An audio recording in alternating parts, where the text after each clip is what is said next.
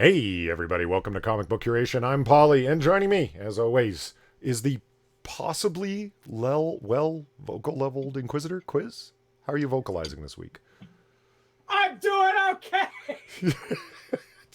I think I'm popping a little high here.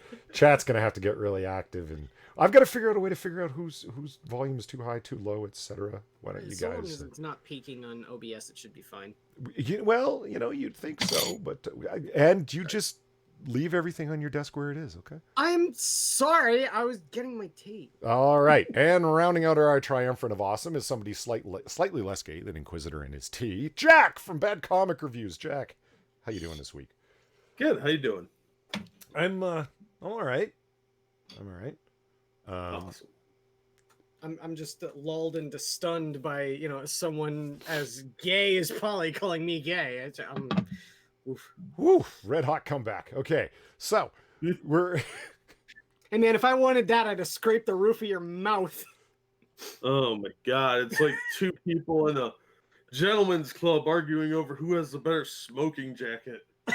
Obviously, Polly. I'm not gonna step to Polly's smoking jacket. I'm gonna leave it alone. So Chad hasn't said one way or another whether our voices are fine, so I'm gonna assume that they're great. Let's just how about we go with that. Let me see. So yeah, I was shocked too, as much as everyone else, but it was another shitty week in comic book stuff. Oh yes, we're all so shocked at this point. Yeah. I mean, it's just stories floating in and around, and like everyone's like, "Have you seen that the Disney Plus did something fucking woke and is promoting a show for an audience no one gives a fuck about?" Is that what you're about to tell me? And the answer is, of course, yes. Like I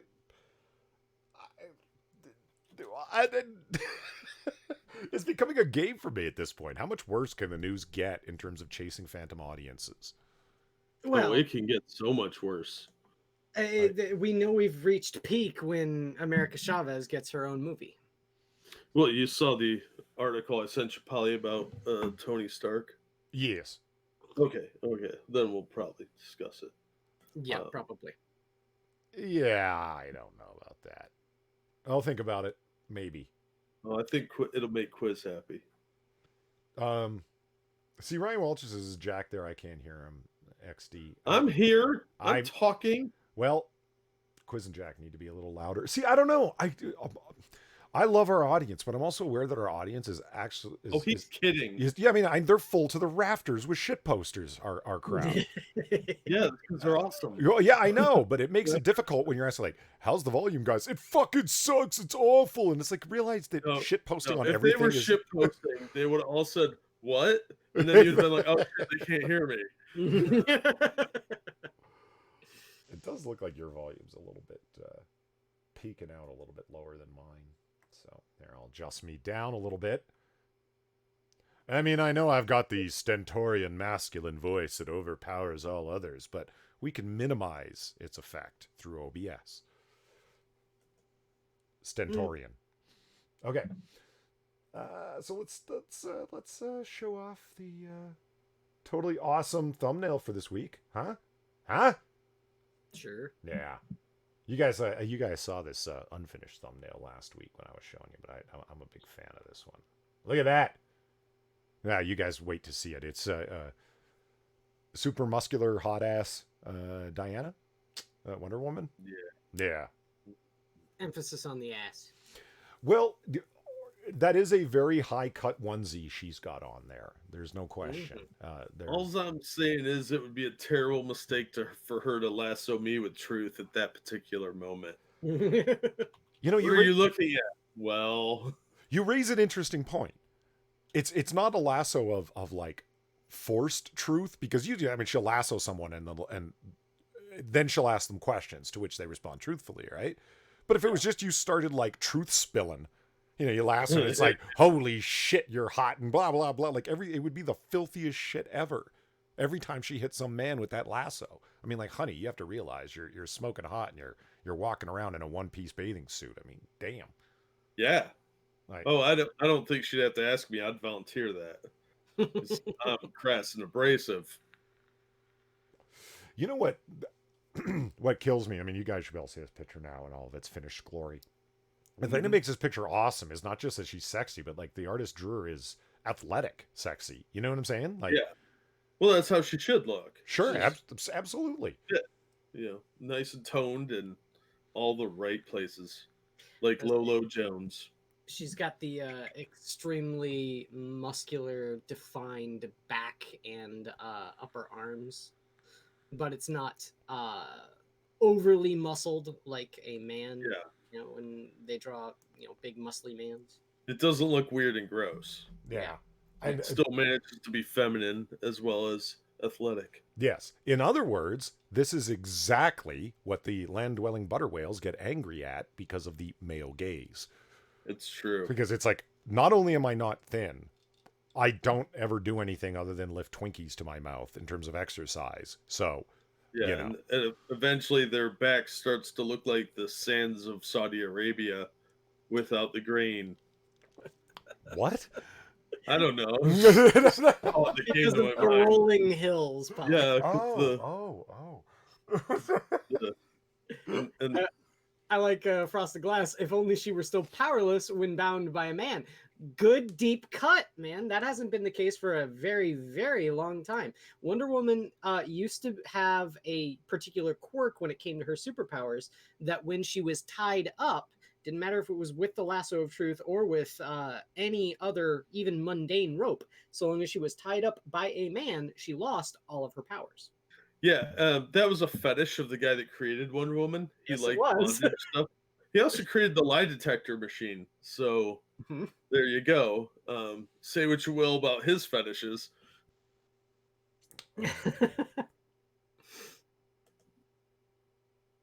Yeah. Oh, yeah. One other little quick thing while I'm here. Seriously, can we have more sexy space marines or what? Like, or colonial marines? Like, I came across this thumbnail again. I mean, more sexy colonial marines. Am I right? Mm. Yeah. I mean, this is a unexplored avenue of aliens comics. I mean, there's just How are they going to make Terminator armor look sexy? Wrong kind of marine. Oh, my bad. My bad. There was Colonial no. space marine. yeah, Oh, colonial alien. marine, not space marines. It's, Oh, I did see the picture until after just now. So yeah, it's just I'm just saying. There's only the one. Bella here is her name, and Only the one. Challenge accepted. I'm just saying it doesn't always have to be like quirky idiots and stuff like that. Like, why not go with a little sex appeal? It's fine. It's I'd be interested, is what I'm saying. So yeah. I'm gonna remove that and remove that. oh, ex Bubba Hotep said, "Point of personal privilege. Your clapping is triggering, Polly." Yeah. Yes, but this is not a safe space. So, you know. Ryan Walters, sexy colonial marines in outer space. And Volpater says, I'm going to need a minute with this one. What, the concept or just how awesome the idea of I sexy think colonial talked marines about is? rubbing one out. I'll he be in my meant bunk. to- Yeah, see? It's an awesome idea, isn't it? Oh, and he took it away as soon as he said that. Well, you know, hey. We got, again, I know I say it every week, but we got to figure out some way for you guys to see real time. Yeah, when I get my supercomputer, we'll figure it out. So Well, 5 years from now, huh? Shut up. It's the sort of thing we can see it real time only if you screen share it. And I'm okay with that. Like, it's I just have to have a computer that can run I can handle.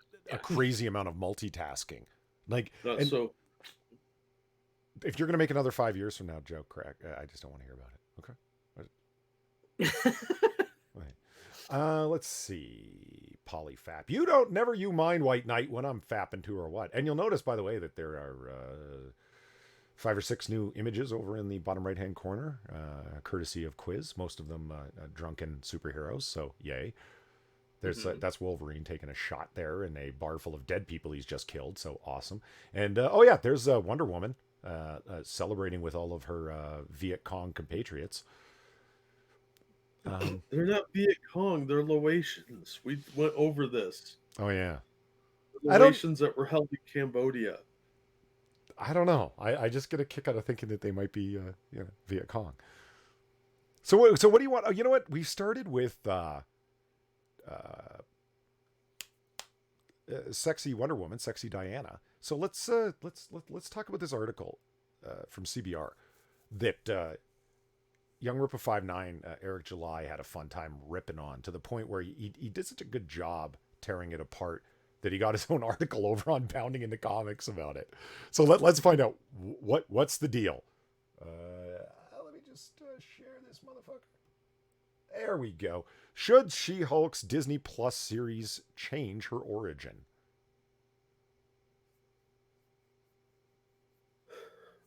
Just, let's find out. Disney Plus announced 3 new Marvel series coming to the streaming service over the next few years. On the top of the previously announced movie spin-offs, Marvel will introduce fans to Miss Marvel, Moon Knight, and She-Hulk. Marvel will introduce fans to these characters. Yeah, the fans that obviously are the people who they're trying to reach are just the people that have seen the MCU. I think they're talking about the crazy Disney people that buy everything Disney, but aren't familiar with Marvel very much because they're Disney people. They would have to be the fans that they're talking, like fans of anything Disney does. Hence, they're going to sign up for. I don't even want to know how much a Disney Plus subscription is going to be. God damn. And I'm not going to get it. And you got to figure that it's going to be tiered as well. Like, I'm going to wait till one of my friends gets it and then just go over to their house and watch all the shows. Yeah. I don't think it's going to be tiered. I think it's probably going to be a one-time subscription, but it's going to be competitive. It's going to be, the $12 a month. Like, yeah, it's got to be 15 or under, or it's not going to work at all. Yeah. Well, we'll have to see. But okay, all three are established Marvel Comics characters. Well, here's CBR being astute. Oh, wow. I'll buy that for Moon Knight and She-Hulk. Miss Marvel is established. I mean, I guess that's technically established. If you force people at virtual gunpoint into accepting a character, I guess they've technically accepted. Anyway. And both Moon Knight and She-Hulk have been around for decades. Yeah, one of these things is not like the other. However, some fans appear to have no idea who She-Hulk is or what her history in Marvel Comics consists of. And they do for Miss Marvel? I know.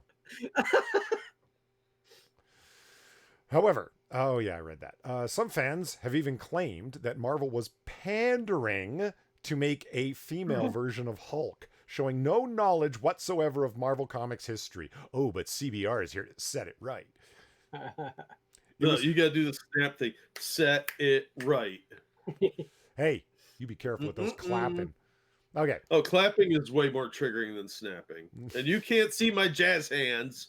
Well, I'm saying I can just hear the head bob from Jack all the way over here in Illinois. I did that just because it's funny. I'm the only person in the room, so it's funny to me. It was similar to fans who thought Captain Marvel was a new version of Captain America when the MCU revealed she was on the way. She-Hulk is Jennifer Walters, a cousin of Bruce Banner and an attorney. For fans who decried the character coming to Disney Plus, the original creation is likely what they are complaining about.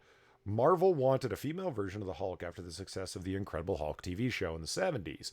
In Savage She-Hulk #1, 1980, attorney Jennifer Walters had a client who was double-crossed by a crime lord. She had convinced him to turn over state's evidence, so the crime lord put a hit out on her. Luckily, Bruce was in town to save her. She was dying. Bruce Banner gave her a transfusion to save her life. Yeah, gamma radiation. Moving on. Well, I mean, seriously, we all know that. Everybody but you assholes at CBR who had to look it up on fucking, Marvel.com or Wikipedia to understand the background. You're all fake geeks over there and we know it. You don't. Anyway. Combine the two. It was Marvel Wiki. Well, yeah, okay. Immediately, Marvel faces problems when it comes to changing the origins of She-Hulk. For one thing, comic book fans typically react negatively to any changes to their favorite characters. Doesn't stop you cocksuckers from doing it, though. Changing who Mar-Vell was into Captain America was something debated about online when the film hit theaters.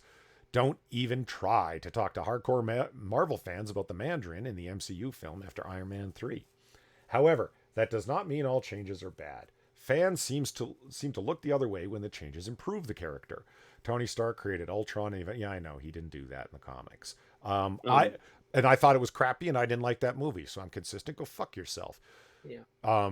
The movie wasn't a favorite by any means, but Marvel hadn't introduced Hank Pym, probably because he was a wife beater.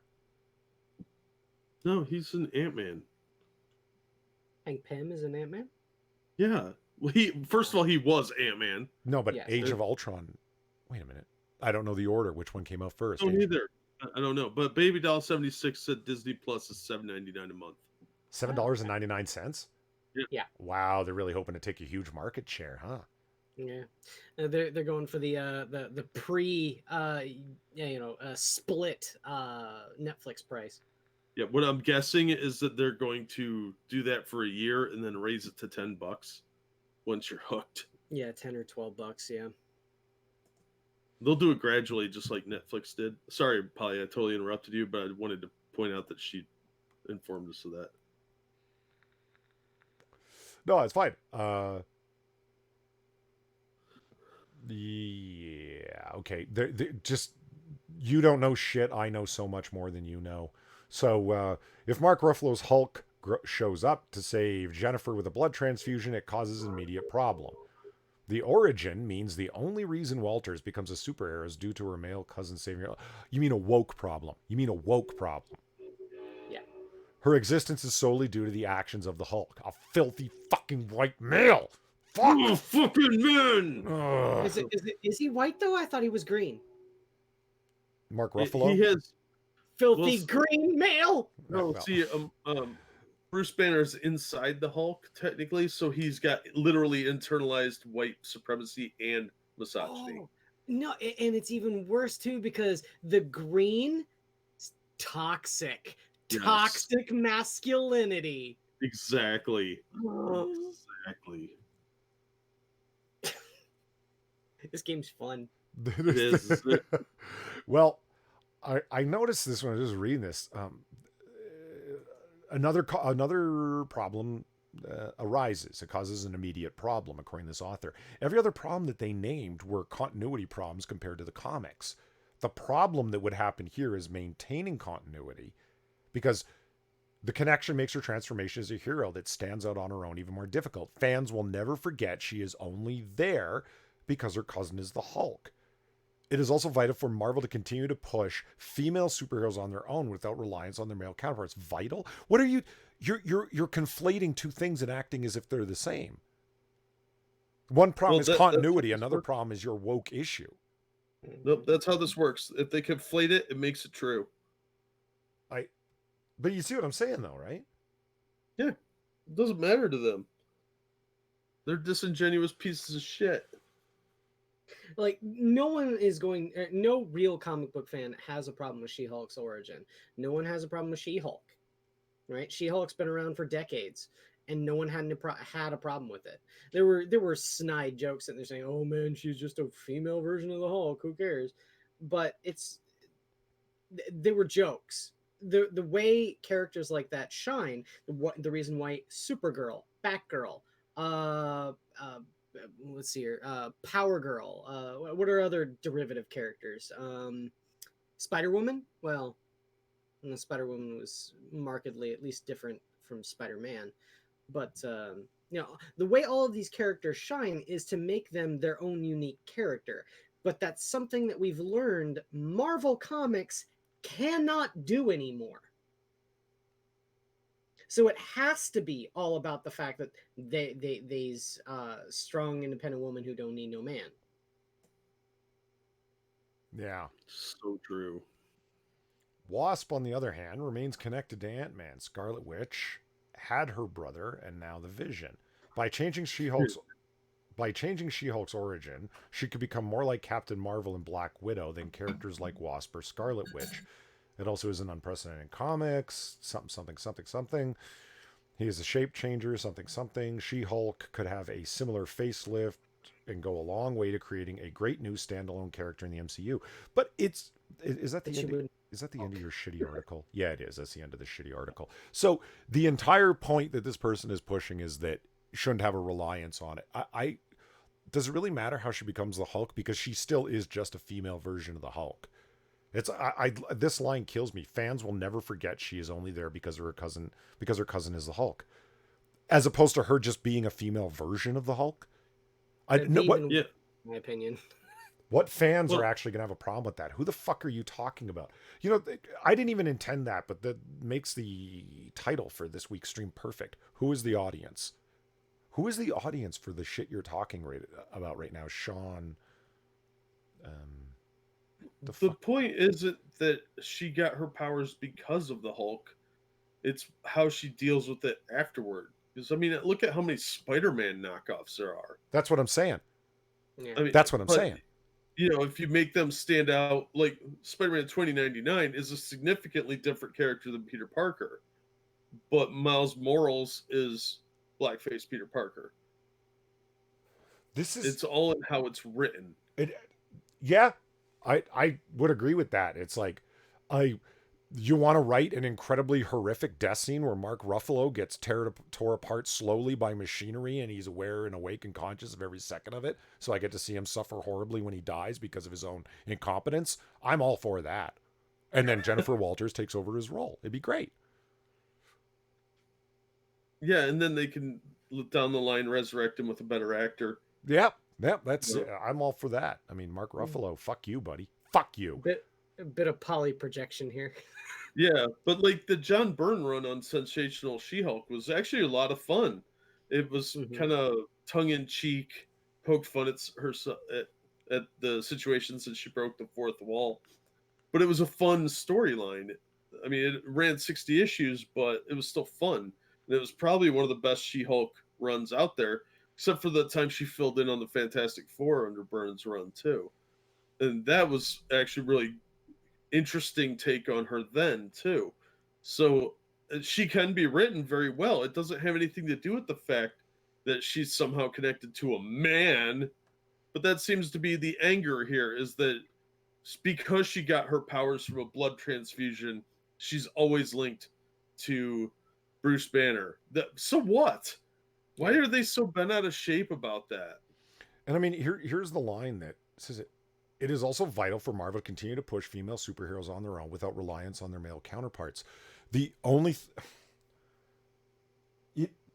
I don't even know where to start with that. Like, I don't even really know what my complaint is. Why is it vital? It's vital for the sake of diversity.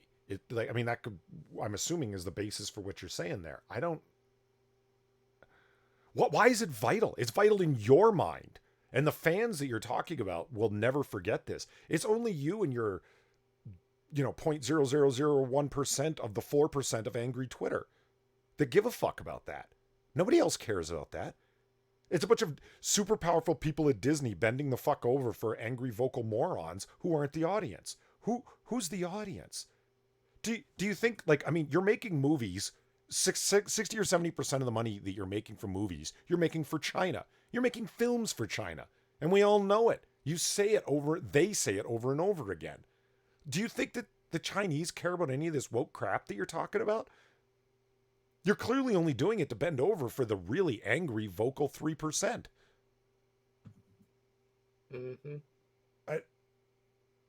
Like CBR, you are fucking awful. Fuck you guys, man. Anyway, I see why Young Ripper made talked about this, because he hates tokenism, but just replace Bruce Banner with Jennifer on her own is a fine character, and she's nobody's fool. She's an attorney, and she's had her own comics for years, and she's interacted. She was part of the Fantastic Four. The list goes on and on. Nobody takes that character as a joke. You want to do that character as her own person. She has all of the boxes checked, but that's not good enough. Can we make her wheelchair bound or black or gay or something? Now, if they wanted to do this right, the opening scene would be her in a courtroom, and the opposing counsel would be Charlie Cox. They don't have to call him Matt Murdock, but he could look just like he did in Daredevil. And then they would establish her as an attorney first, and then go about building her character from there, instead of doing all this nonsense woke crap that you know they're going to end up doing. Yeah. And the Chinese have a term for that. It's baizu, B-A-I-Z-U-O. It means it's a derogatory term for Western liberal elites. If you didn't know. Baizu, yeah. Well, the shilling doesn't stop, and we can thank Sana Amanat for that in comic books. And I've got evidence this week that that is the case yet again. Here it is: Marvel and Scholastic to bring new superhero stories to young readers. And this is again. How much you want to bet it's going to be Squirrel Girl and Miss Marvel? Squirrel Girl is one of them, by the way, and Miss Marvel because Sana Amanat's involved. And not only does she love the character because it's her little pet project, but she's also the co-creator of it. And I am offering the suggestion that she has a contract for residuals every time the character is used. So it's a woke as fuck character that she gets money from, and she's in the position to, as a creative executive, like she's the executive in charge of creation characters, of executive production, editing, character creation. I forget what her title is. It's some kind of meaningless corporate crap like that. Holy shit. I want that string of words transcribed so we can, like, you know, that should be a shirt, Polly. For those of you who don't know, Scholastic is a big thing for Marvel. They're teaming up. Like, you know what I'm talking about here, Jack? Yes, he does. What? Okay. Nothing. It's just... I was reading Frosted Glass said he lost his wrench. He did what? He lost his wrench. Oh, I didn't notice. Like, since when? I don't know. I don't know. I just... He's just wondering why he lost his wrench. I don't know. It's do? First time hearing about it. What did you do, Frosted? That's the question. I don't know. First time noticing it. Frosted's a good boy. He didn't do nothing. Yeah. I was trying to solve that mystery, and then you asked me a question. Scholastic and Marvel and comic book companies in general, but especially Marvel, have long time associations, and it's a important one financially for comic book companies to be hooked up with. Well, it's an important one to Marvel more than anyone else.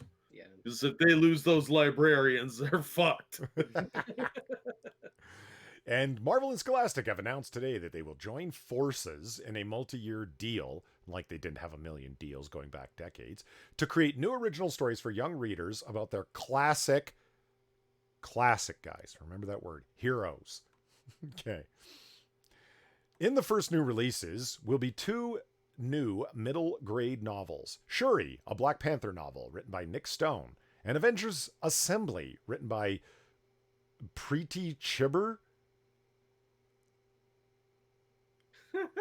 What? That's Preeti, last name Chibber, Chhibber. Like, was somebody having alcohol withdrawal and was vibrating pretty hard when they were trying to type that? Preeti Chibber. It's somebody with an Indian name. Well, why is it rendered like that in when romanized? Chhibber. Like, wow. All right, whatever.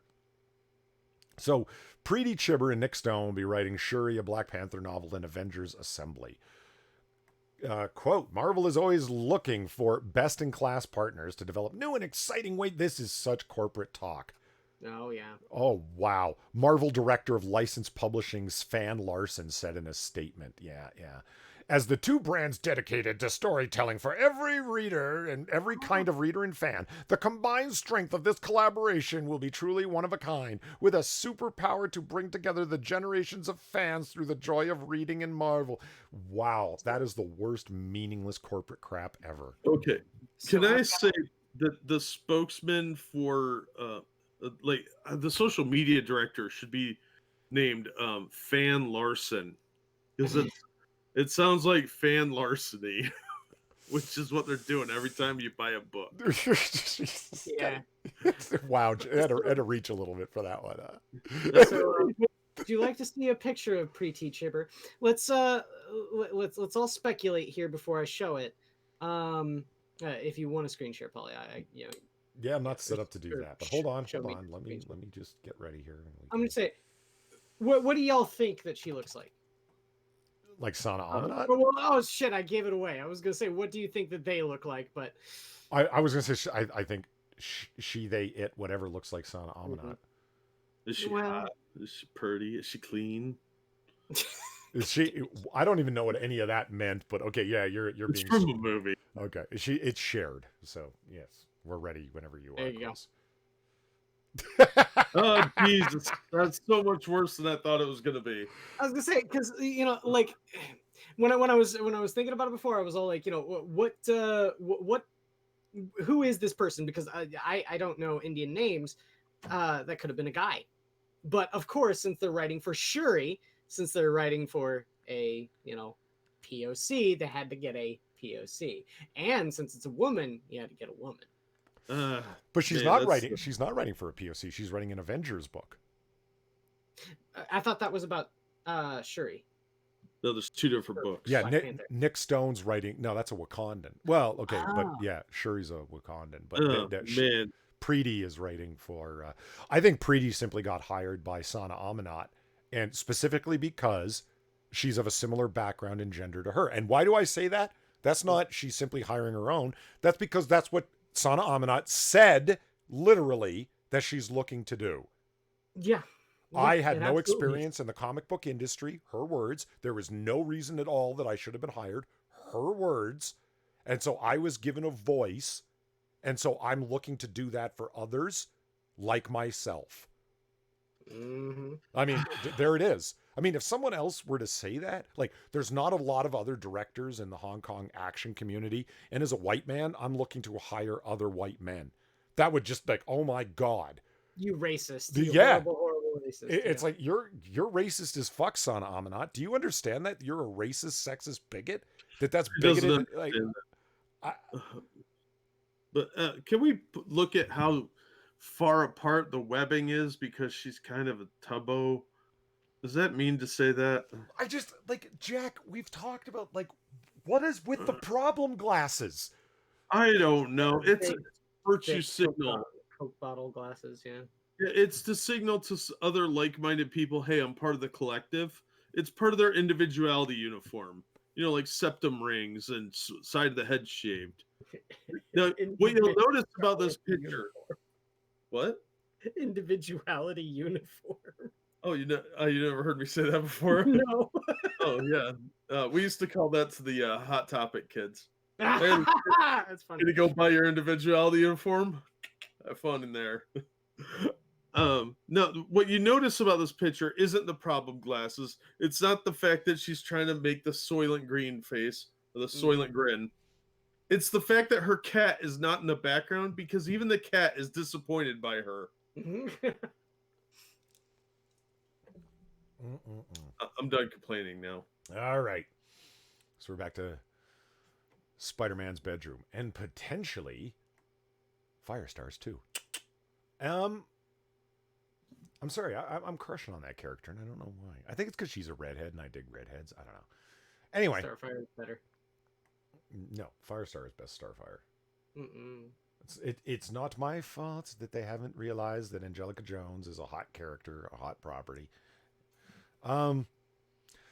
Marvel's Vice President of Content and Character Development. There you go, quiz. That's the title. I liked yours better. Anna Samanot gave us a hint on what to expect from the first book. Quote, as the first title we're launching with Scholastic, Shuri is the perfect character to highlight this message, Amanat said. She may be a Wakandan princess, but what makes Shuri the ultimate hero is her unique sense of intelligence, responsibility, and determination, ideals that can resonate with all of us. For Scholastic's part, Deborah Dorfman, the president and publisher of Global Licensing, Brands, and Media. Oh, God. Corporate speak, the corporate speak. Can you imagine hanging out with this person for like 5 minutes? You're the vice president and publisher of Global Licensing, Brands, and Media.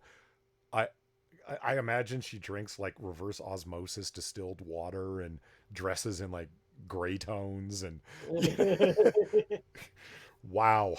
Also gave a few hints over which characters are going to get the spotlight in the upcoming products. You guys want to wager a guess which characters are going to get the spotlights? Squirrel Girl. Well, Miss Marvel. Yes. Yes. I can see them already, even though I haven't read this story yet. Quote, The Marvel Universe is vast, inclusive, and iconic, with a great range of multifaceted, I think you mean multi-ethnic, characters, and Scholastic and Marvel share a commitment to bringing diverse characters to life. Shuri, Miss Marvel, Miles Morales, Squirrel Girl, etc. are all ordinary characters with extraordinary powers, and there are a lot of stories to be told. Dorfman added. More information concerning the stories is also to be released in the next few weeks. See, that's the end of the story.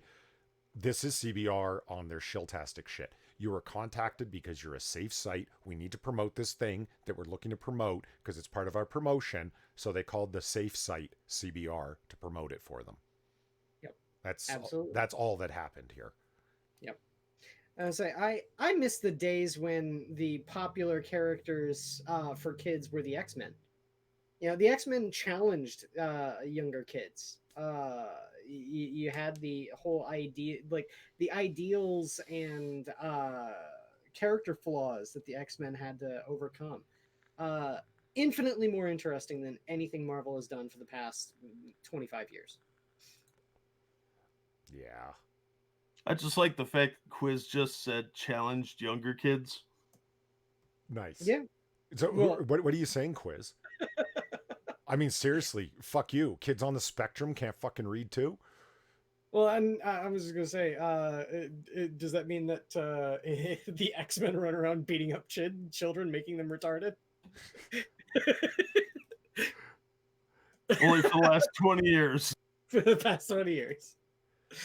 So I don't do the games thing. Although I want to play some old school games and see who's interested in watching a noob stumble his way through trying to figure out the standard keyboard controls. But in any case, this story caught my attention when I was at CBR just grabbing those couple of articles there. Marvel's Avengers game offers a detailed look at Captain America in new video.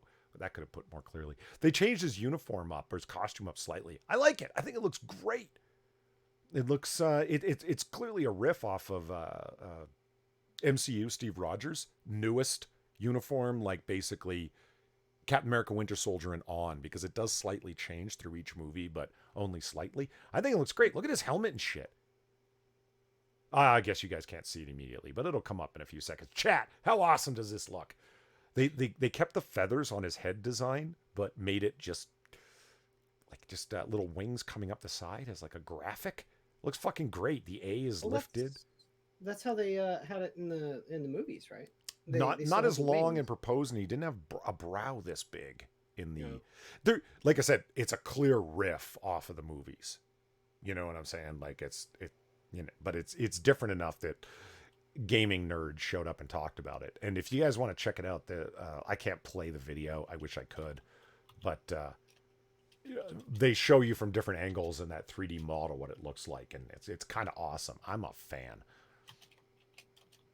Look at his like he looks like he's ready for war and shit. Looks like armor, but they kept the little scaled fish design and turned it into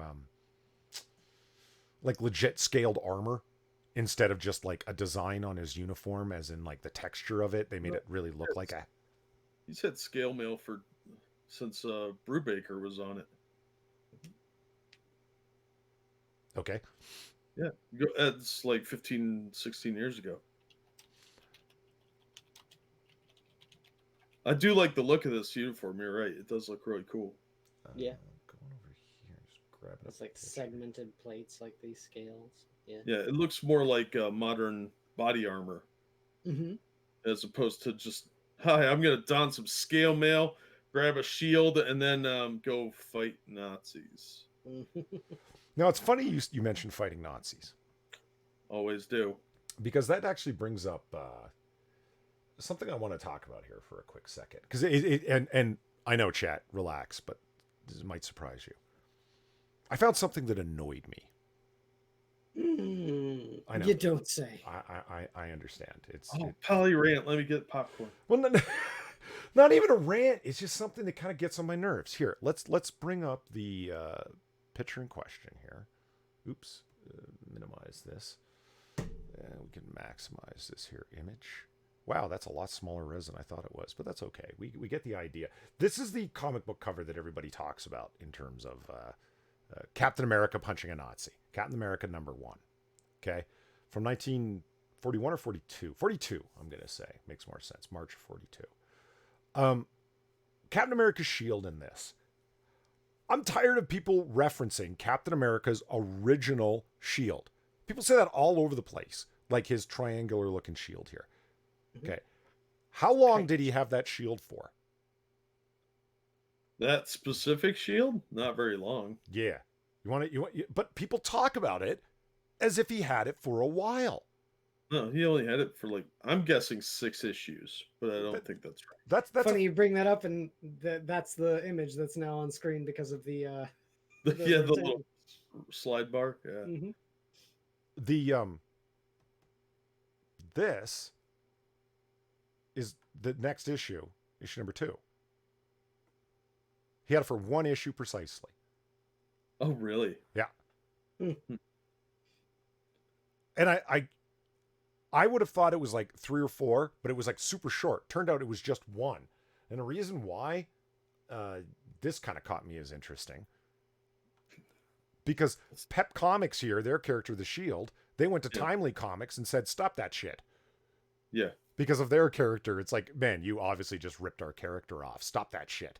And they're like, okay, what we're going to do is give him this nice round shield. There, different character. Fuck off. Leave us alone. Well, then that actual shield looks too much like the U.S. seal. So, because that's the same shield design that they have on a lot of money from that time period.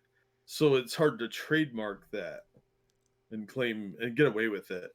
Plus, Pep Comics was selling better than Timely at the time. So, yeah, I bet you they were. Like back in the day, yeah. Yeah, because they had a lot of interesting characters. You know, they had the Shield, Web, Black Hood, the Archie, of course, came about around that time.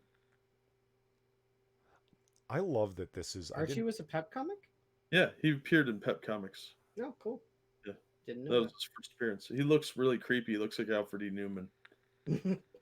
So when in trying to go and find this, I'm just going to go over the covers.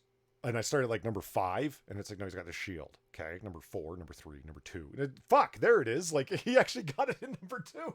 It was that fast. And then kind of looked into when it was and different things about Captain America's shield and shit. And there's a couple of things that I noticed on this. Look at that, Jack. 45 pages. Yeah. 10 cents, by the way, but I mean, that's inflation. This is deflation. We're being ripped off in huge 45 fucking pages, guys. Well, they used newsprint paper, and it was fucking dirt cheap to use. Still is. I mean, how many inserts do you get for the grocery stores and that sort of thing for sales? They literally give those away. It's dirt cheap to print on newsprint, so that's why they could do that, and that's why you're paying like $10 because of not only of inflation, but they want to milk you by giving you slightly better paper. Yeah, and yeah. Pete says, "I love that Hitler." Yeah, I mean, he's got like melty face or whatever the fuck's going on there. Oh man, they were not shy about caricatures back in the day. Yeah. One thing I didn't notice until I brought it up on the screen. Yeah, they're planning their little stuff here. I like they got the Nazi flag right in like, I don't know, right beneath the Great Lakes there, but right in the center of the United States. We're gonna take it. Right. Yeah. Well, you got to have goals in life, and his were pretty big. Well, yeah. One thing you can't fault Hitler for is being under ambitious. Like he was what they call a dreamer. Yeah, not the illegal immigrant. I was gonna say he was born here, but his parents are illegal. No, he was. Nobody knew that. That was a secret. Oh, okay. I spilled the beans. Sorry. Also a reptilian, but that's neither here nor there. So what? Sorry, real quick. What were you guys referencing like before I brought those pictures up? Because I was trying to like slide them into the size for the display. You said it's funny you bring that up because the next thing up is what were you talking about? Who? Oh no! When you were showing the kite shield, yeah, for Captain America, that was the image on the slideshow from the MCU. Oh, really? Okay, Steve Rogers I with see the- what you're with the saying on kite the shield. on Yep. the slide. Now I get it. Yeah, Because yeah. I thought you guys were. I thought maybe you were talking about this. Fuck it, we'll make fun of it anyway. No, we were talking about a slide rule, and we were really making engineering jokes. Well, I mean, that was a great throwback. I mean, if it's your fault, you brought up the first Avenger. It's my favorite movie. We're going to talk about it now. Oh, that's a good movie. What kills me, and this is kind of a criticism, but I'm totally willing to let it pass because it's a fun inclusion to Captain America's original shield. First time he goes out as Captain America to kick ass, like in the field, right? He used his, what would you call it? Prop. Yeah, prop. There you go. I was about to say stage shield, prop shield. Exactly. Man, bullets would have been able to punch through that thing like nobody's business. It probably wasn't made of hardened steel. It was probably just some light ass aluminum prop, right? Like, yeah, it was pot metal. Yeah. To be fair, this was the 40s when they built shit to last. Well, touche. So Built shit to last on the stage. Hey, Not against they bullets. didn't fuck around. Everything was quality because they didn't have like your fancy 3D printers and whatnot. So some dude in the prop department's like, well, we got this spare car door from a 1930s Datsun or something. Let's just paint that thing up. I mean, That's what they did. To me, because I love the movie, and I love the throwback to his one comic shield. But yeah, it's great. Like the first time he goes out, he takes the comic the first time, or he takes the shield that he had the first time. That's great. And in my mind, I just explain it away as like, no, they gave him like an 1.5 inch thick steel plate because he's Steve Rogers and Super Soldier, so he could lift it. It's fine. Yeah, that's what I'm saying. Like, dude, the prop department was like, it'll be fine. Just go with it. So what we got laying around, just cut it up. We need to occupy this guy's time for a while with a welding torch. So here, cut out this manhole into a triangular shape, will you? Exactly. Aluminum was in demand for planes. They could have built a Mustang out of that to fly over and kill some Nazis. So they just had some rusty old car door laying around. And I forget who it is. Somebody in chat said, yeah, and it wasn't as easy to throw. That's a good, I mean, for sure. That's a good point. Like that triangular, and it's not even really, it's not a triangle. I mean, I guess technically it is. It's a weird crest shape. That thing wouldn't fly right. And then somebody mentions a boomerang. It's like, maybe a boomerang. Thank God they didn't do that, huh? Captain Australia? Well, I mean, like some sort of like returning device, like that they just kept it as a shield. It just works so much better as, because I mean, the way he throws it's ridiculous, but he's Steve Rogers. Somehow it works when he does it because he's awesome. Shut up. You know, that's my call. He's good at angles. He played a lot of high school. You say, you know, why didn't they? Thank God they didn't do that. They did. Both DC and Marvel did. Why did you want to rip our audience's ears, Quiz? Did I? That was super loud. I like drama as much as the next band, but my eardrums don't. I'm sorry. But yeah, no, I say they did. There's Boomerang for Spider-Man, and then there's Captain Boomerang for DC. They both did it. That's true. And then there's that incredibly racist character from 1967 Spider-Man, the Australian hunter guy who had the little Aboriginal sidekick. What, Craven?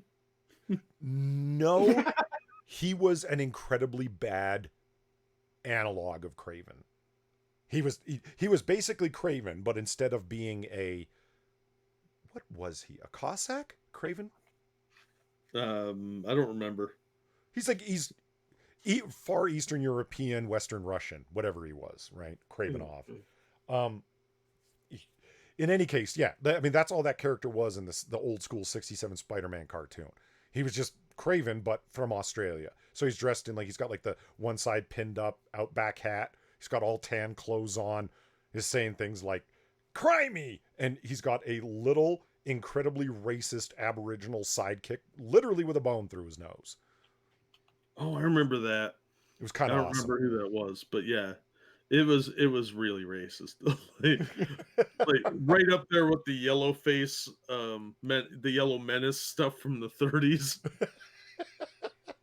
I may or may not have a meme about that. I'll think about showing it if chat wants me to. For those that here, just to fact check here, Craven the Hunter, his full name is Sergei Kravenov, and he was born in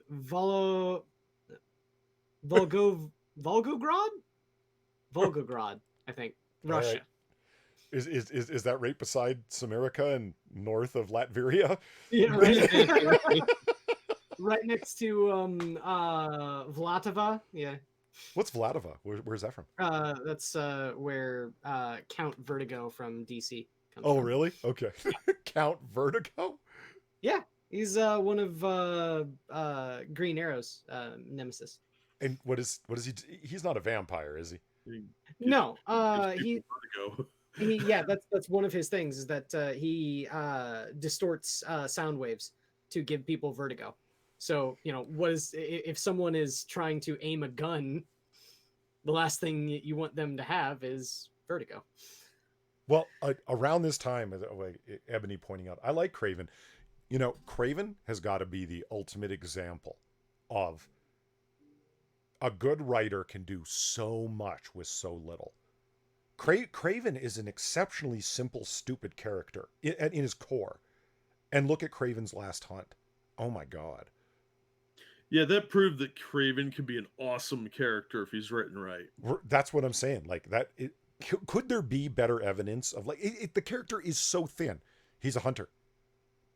What about him? Well, he's a hunter. That's it.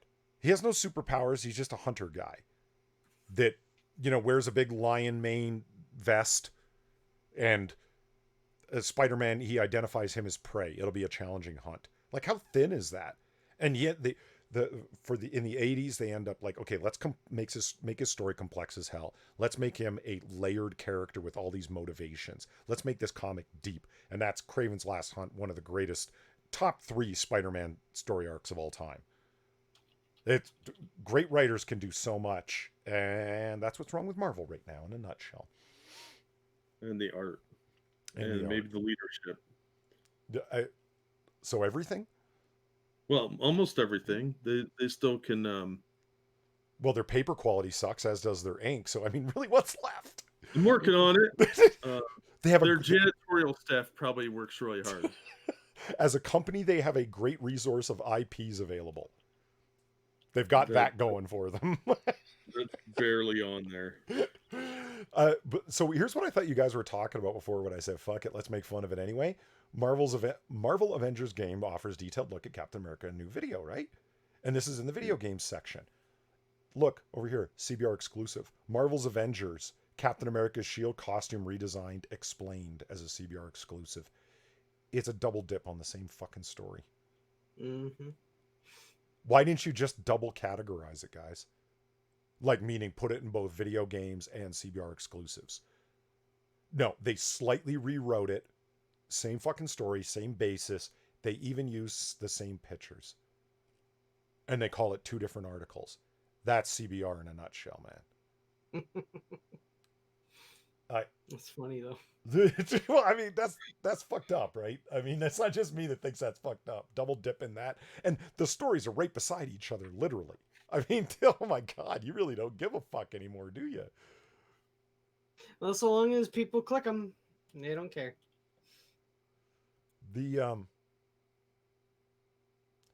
So we are going to talk now about, let me just close these pictures because I want to open another one, and I want to bring up that other picture here that you, Quiz, gave me right before we started. Mm-hmm. So for those of you who haven't seen Avengers Endgame, no spoilers. This isn't a big spoiler. It's fine.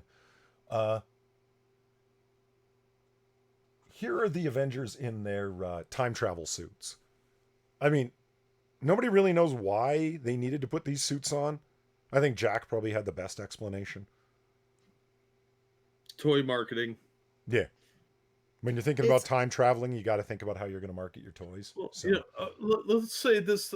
I'm at a meeting, and they're all like, all right, we got to go back in time to save all these people that died, blah, blah, blah. And I'm like, all right, but how does this impact our toy merchandising? Why don't we get some fancy outfits that don't actually do anything but look really cool? And then when everybody gets back, they're going to want action figures of us in both costumes. And everybody be like, that's genius. And I'll be like, I know, I get 10%. And that's how this came about. I can believe it. Like, I don't even dislike the uniforms. They're kind of cool. It's just, why did you need to do this? And it's like, you did. Well, Why didn't they write in, like, we're talking a one line throwaway line in the movie, like, we're putting these uniforms on. It's like, why do we need new costumes? Asks Black Widow, to which, I don't know, Iron Man responds, well, because when stepping into the temporal field that blah, blah, blah, blah, blah, and the special lining in these suits will stop us from being ripped into pieces. Quick, Hulk, don't put yours on. But when you time travel, it gets really, really cold, and you need to make sure that you're wearing your nice and warm onesie. Yeah, and you have to look really cool. So if you're gonna wear a onesie, you gotta make it look kind of cool and perfect for a toy.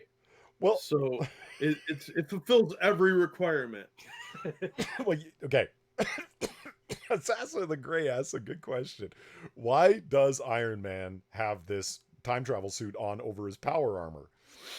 Well, you see, this is an image that Quiz went out there and grabbed because I said, hey, Quiz, can you find me a picture of them in their time travel outfits? And this is a good one because it shows all of them in different poses and shit, and that's what I was hoping for. I'm more surprised that you didn't find Rocket Raccoon over here to be a little bit weirder. I mean, Well, it's the tail sticking out that really throws me. It's like, did they have an armor piece that went over his fluffy tail? Yeah. Like, because I get Iron Man designed these outfits, so he probably just had a set of armor already that was something similar, so it was easy to adapt over to this, and he made ones for everybody else. Okay, I could buy that. That, you know, the helmet doesn't need changed. He already has a functional helmet. But Rocket Raccoon's fluffy tail may be a problem for the explanation given. and that he's a 'Cause- wildly wrong size. They don't make him like half size in the picture. It's zoomed in. So according to the apparent perspective, he's a 6 foot tall raccoon, which is frightening. Holly, With say a gigantic head. don't insult him.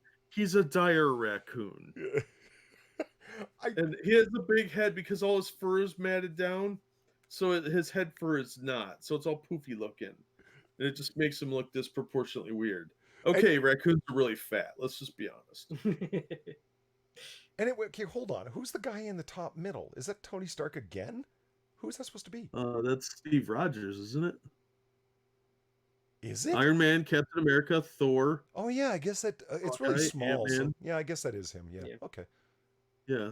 This looks like a production photo or drawing. Like they took the several different images and mashed them together, I think. I had assumed that somebody had done this online, and that's where Quiz got it from. Functional said we're worse than nitpicky Trek nerds. We're not that bad. Hey, being one of the aforementioned nitpicky Trek nerds, I take umbrage with that. It's fine. No, I don't. Well, I think the outfits look cool. Since we've gone, and so do I think it's great. And it's funny you bring up Star Trek because it relates. Hold on, you'll find out how. Oh my God. Jack, when you said, check all the boxes. Yes, when you said, I could see Tony Stark having something like this. I wish there would have been a throwaway line that somebody would have said, yeah, but it doesn't have the Avengers symbol on it. Where's the little A, Tony? And then he gives him like a dirty ass fucking look. Like, really? You want me to print like Avengers A's on this? Does it matter? Yes, Tony, it matters. Because they all do. Look, he took the time to make sure that the chest and the shoulder were all imprinted emblazoned with their logos. Very nice. Mm-hmm. But if you'll notice that Avengers A is also vaguely similar to something else. You're gonna say the Star Trek triangle thingy, aren't you? No, William Shatner said it. Star Trek actor William Shatner calls out Marvel and the Avengers as copycats following the latest Avengers Endgame trailer. Yes! I love it. I love it. Shat knows that A for the Avengers has been that, that symbol for a long time, right? He doesn't care. He's funny. He's just trolling. Yeah, I mean, Right. Shatner's never wrong. What?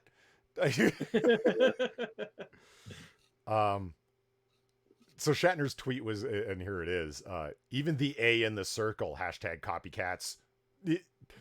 There's a symbol, there's the uniforms from Star Trek, the motion picture. And it's like, I don't know. Do you see it, guys? After it comes up on your screens eventually? I thought you were talking about the original Star Trek where they had those weird, like, cylinder things on their heads. You don't talk about the weird, like, space suits. Yes. Yeah. That would look more like this, in my opinion, because those were hideous and funny. Oh, you mean that, like, you're talking about like their spacesuits for when they go to like an oxygenless environment sort of thing? Yeah, in the old '60s show, Yeah. not in the new stuff. Yeah, but I see what he's saying. There's a tone similarity, but it's not really the same thing at all. He's just trolling. sure he is, but Shatner rocks. That's my point. And anything I can relate to Star Trek. I mean, sure, this is an old story, but I just came across it recently, so I was like, "Fuck yeah!" Let me see. Where do we want to go next, gentlemen? Alleged plot summary of the new Batman starring Robert Pattinson. Oh, dude, I read that one. It was really good. Yeah. Yeah. Okay, let's go to that one. I was saying it was a pitch that I pitched right here on this very show. Really? Yes, I pitched Long Halloween. Shows how much we listen to Quiz. I wait, right? I thought you meant it was a story idea that you had pitched. That's Oh, not no, that same no. as, oh, they should do this comic. That was my idea. They should do that comic. Yeah, it's referencing to the fact that we pitch comics. I get you. That makes sense. I do love that some people asked in the comments section, like this picture of Robert Pattinson in the bat armor. It's like, oh my God, that's not a production photo. Is that? Please tell me that that's photoshopped. I'm like, for the love of God in heaven, please tell me that's Photoshop. I mean, it looks so badly Photoshopped, like something your 8-year-old nephew would accomplish on their iPad when they were bored in photo or in MS Paint. No, what's worse than that is if it's not Photoshop. He actually looks. Well, I would be really concerned about the quality of photography they've got then, because that's grainy as fuck. Good call. But I mean, it just looks awful. Holy crap. Let's see. The Batman won't be in theaters for another 2 years, but that won't stop us from talking about it endlessly. And we are steadily learning more about it. Director Matt Reeves, who took over the film from Ben Affleck, which I still think is a shame, fight me, has been clear he wants to tell a detective story that is different from what we've seen thus far at the cinema. A new plot description backs up the writer/director's mandate and adds that there will be a series of deaths tied to a conspiracy in Gotham's underworld that Batman investigates. Yep, sounds very Long Halloween-y already, doesn't it? Mm-hmm. Halloween-y. Jesus. The Batman's rumored plot is as following. If anyone doesn't want to hear this, you might want to mute right now. Quote, the Batman will explore a detective case when people start dying in strange ways, and Batman must go deep into the dark world of Gotham to find out clues and solve a mystery/conspiracy connected to Gotham City's history and criminals. In the film, all of the Batman Rogues gallery are already out there and active similar to the comics. And active similar to the comics and active similar to the comics. Oh. There should be a comma there. Yeah. And active similar to the comics and animated movies. The film will have multiple villains, as they are all suspects. A YouTube video corresponding with the alleged plot summary has also been posted. Well, I don't need to promote you in your YouTube. Go look at mine. Yeah. Come look at ours. Yeah. Come join the cool people. They're already here, man. We have known for some time Reeves wants to use multiple villains and work within an established Gotham City, though Bruce will be starting out as Batman. Among the rogues rumored to be involved were the ones that were in the movies once before. The Penguin, Riddler, Catwoman, Two-Face, Mad Hatter, and Firefly. Casting for these rumored parts has yet to take place, but Andy Serkis... Serkis? Yes, Yeah? Serkis. Andy Serkis, yeah. Is a name that keeps coming up for the Penguin. Who's Andy Serkis, man? Someone from Game of Thrones? I think. See, I just randomly guessed, because isn't everybody that gets cast for anything now? Yeah, is someone who's in Game of Thrones, yeah. Let's see here. Andy Serkis. Oh, no. Where people know him from is Planet of the Apes. He's in almost all of the new Planet of the Apes. Oh. He was also he's the voice of Depressus in Lord of the Rings. He's Gollum. Gotcha. This is a rumor contradicted by a character breakdown for the Penguin. Reeves would have him in mind for someone else, possibly Mad Hatter. That could work. Word is Vanessa Kirby, quiz who's that, will be looked at for Catwoman, though no offer has been made that we know of. Stop ending your sentences and prepositions, guys. Long Halloween is allegedly the basis for Reeves' story, the Tim Sale and Jeff Loeb winding mysteries stacked with villains from all over the place that they will doubtlessly not be paid for, though they will be thanked for their works in the credits in small print. That last part wasn't in there. I just made that up. Hey, they signed the work for hire agreement. That's the risk you take. Yeah, fair enough. Fair enough. Oh my god. I have no idea who the hell Vanessa Kirby is. I just looked her up. Oh my god, she's hot. Is she hot? Oh yeah. That's cool. Hold on. She's clean. You want me to screen share? God damn it, Jack. Yep. Did Jack just swing? No, he went. Is she hot? Is she clean? Wherever that's from. Oh yeah. Yep. Beverly Hills Cop 3. Really? Yeah. That's obscure. Wow. Oh my god. How did our little comic book show go full 1488? What the hell I happened? don't know, but that was funny. Holy fuck. It's not. It's Ryan Walters. That was brilliant. Wow. It's such Starky Hitler. It's not racist. It's ethnically insensitive to the Aboriginal people of Australia. That's what it is. Well, we didn't write this. We didn't. Yeah, I mean, I'm not responsible. I'm just telling you what happened in the episode, for God's It's sake. the most woke take of how World War II ended. Oh my god. Holy Christ. Let's move on to another story, for the love of God. We're already digging a hole here. Oh my god. Actually, that reminds me of something. Jack, good for you. I'm sorry. No, you reminded me of a story that I wanted to touch on, and I would have totally forgot if you hadn't said digging a hole. Just waiting for the sorry, chat, for the dead longs here. I got to wait for this tab to load because I've put my browser on low priority because it was chewing up all my CPU usage. There we go. Okay. Scarlett Johansson digs herself into an even deeper hole with new Woody Allen comments. Oh my god. And we're going to just like rifle through this story real fast, but this, like, chat and Jack and Quiz, you see this, right?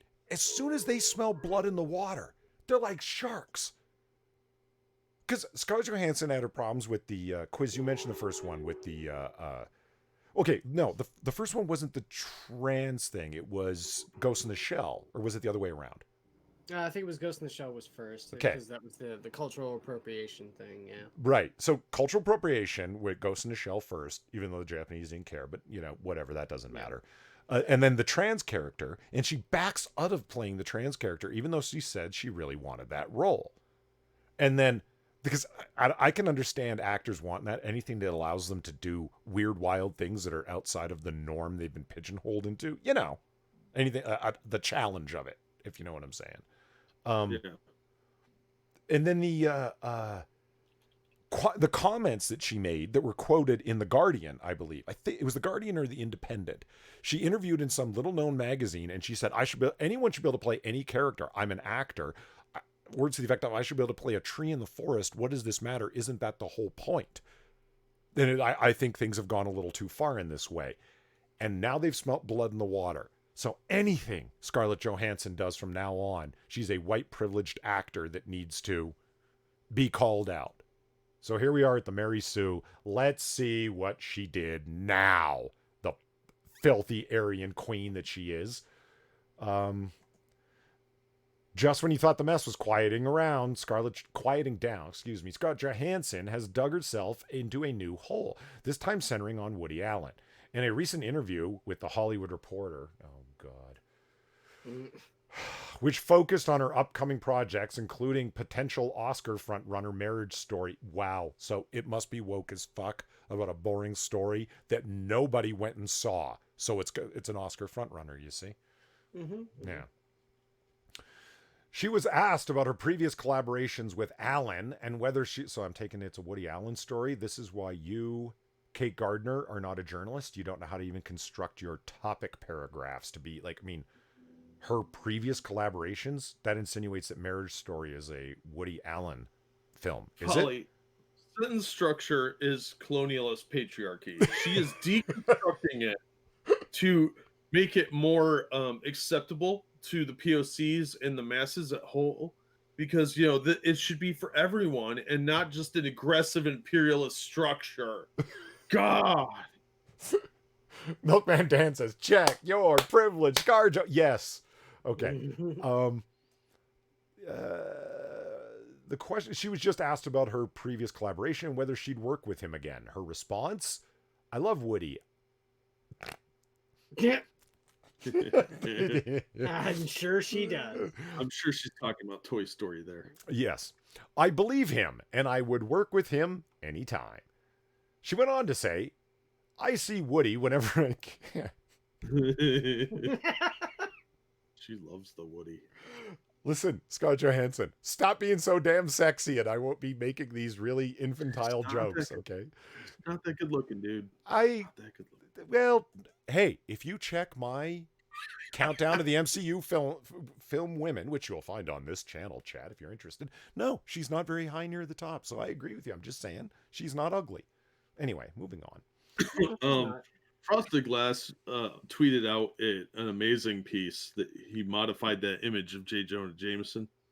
I just wanted to oh God, tell you guys that. So look him up on Twitter. I'm gonna retweet this, even though we're probably getting Am I gonna have to like block you, Frosted, and disavow? Is that what's gonna have to happen? He was just asking about his wrench. Wow. Let's see. Yeah, Ramen Noodle says Scarlett is okay looking. Yeah, she is. I'm just saying she's not ugly. Anyway, she sees Woody whenever she can, and I have a lot of conversations with him about it. I have been very Woody. Yes, I have been very direct with Woody Allen, and he's very direct with me. He maintains his innocence, and I believe him. It's hard because it's a time when people are very fixed up, and understandably, things needed to be stirred up, and so many people have a lot of passion and a lot of strong feelings and are angry, and rightfully so. It's an intense time. That sounded like a lot of 30,000 foot talking over and above the thing in very general terms. Yeah. Okay. And Johansson has once more shown a distinct lack of respect for anyone who is not her.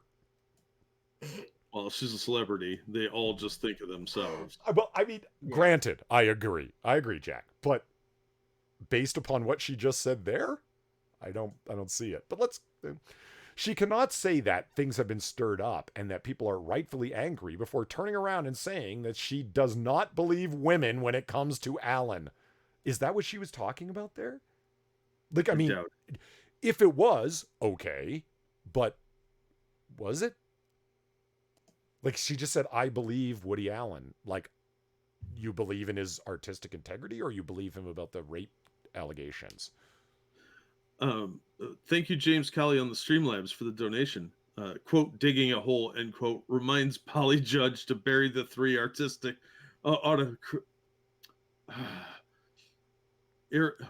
aristocracy. What's going on? I'm trying to read. I'm sorry. I'm sorry. Oh, digging a hole reminds Polly Judge to bury the three aristocratic whores. Which three aristocratic whores? Probably the ones you murdered for talking. Okay, but how did he know? He knows lots of things. He's James Colley. Yeah. Well, I don't question his sources. You've already got the material to bury them too. I mean, you just got to put them beneath all those Maker's Mark bottles. Yeah, in Jason Mimosa's yard, so that you can frame him for it, and then move in on his lady when she's all sad and vulnerable. Okay, so this blogger continues on to say, there's a contradiction there that just doesn't work out, because how can you claim to believe women and then selectively choose what to and what not to believe? It's called discernment. Right? Okay, like one person might be highly credible in your opinion and another not, based upon the scant evidence, if any evidence at all, that you are often presented with. Am I right? I met a lady that she claimed she was abducted by moon men. So do I have to believe that? No, because she's a fucking crackpot. Yeah. No, but seriously, was she abducted by moon men? No, Well, she was just some lady. So here we go. Alan has never been convicted of sexual abuse. He's long stood accused of. Why are you ending sentences in preposition? God, this is awful. You're such a blog writer. Alan has never been convicted of any of the sexual assaults he's come under accusations for. Accused of, dangling participle, like what?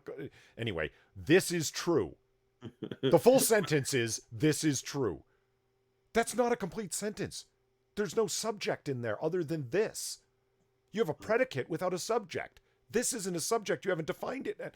I know I'm being a grammar Nazi, but this is why they're not journalists. This is a blogster's post. Quiz, you understand what I'm talking about here. Yes, yes. This is just... I like how Quiz understands, and I'm the one in this group with an English degree. But you're quicker to judge me than Quiz is, so I went to him. Well, do we need to go for the obvious joke here? You're the guy with the English degree that couldn't say aristocratic. I know, dude. I don't know why I was getting so tied up on that. I blame my Alzheimer's. To the point where Farr just asked, are you having a stroke? I think she was legit concerned for your well-being there, man. I was legit concerned for my well-being there. I remember. Yeah, I don't know why the words won't formulate and... Yeah, I mean, you're the word.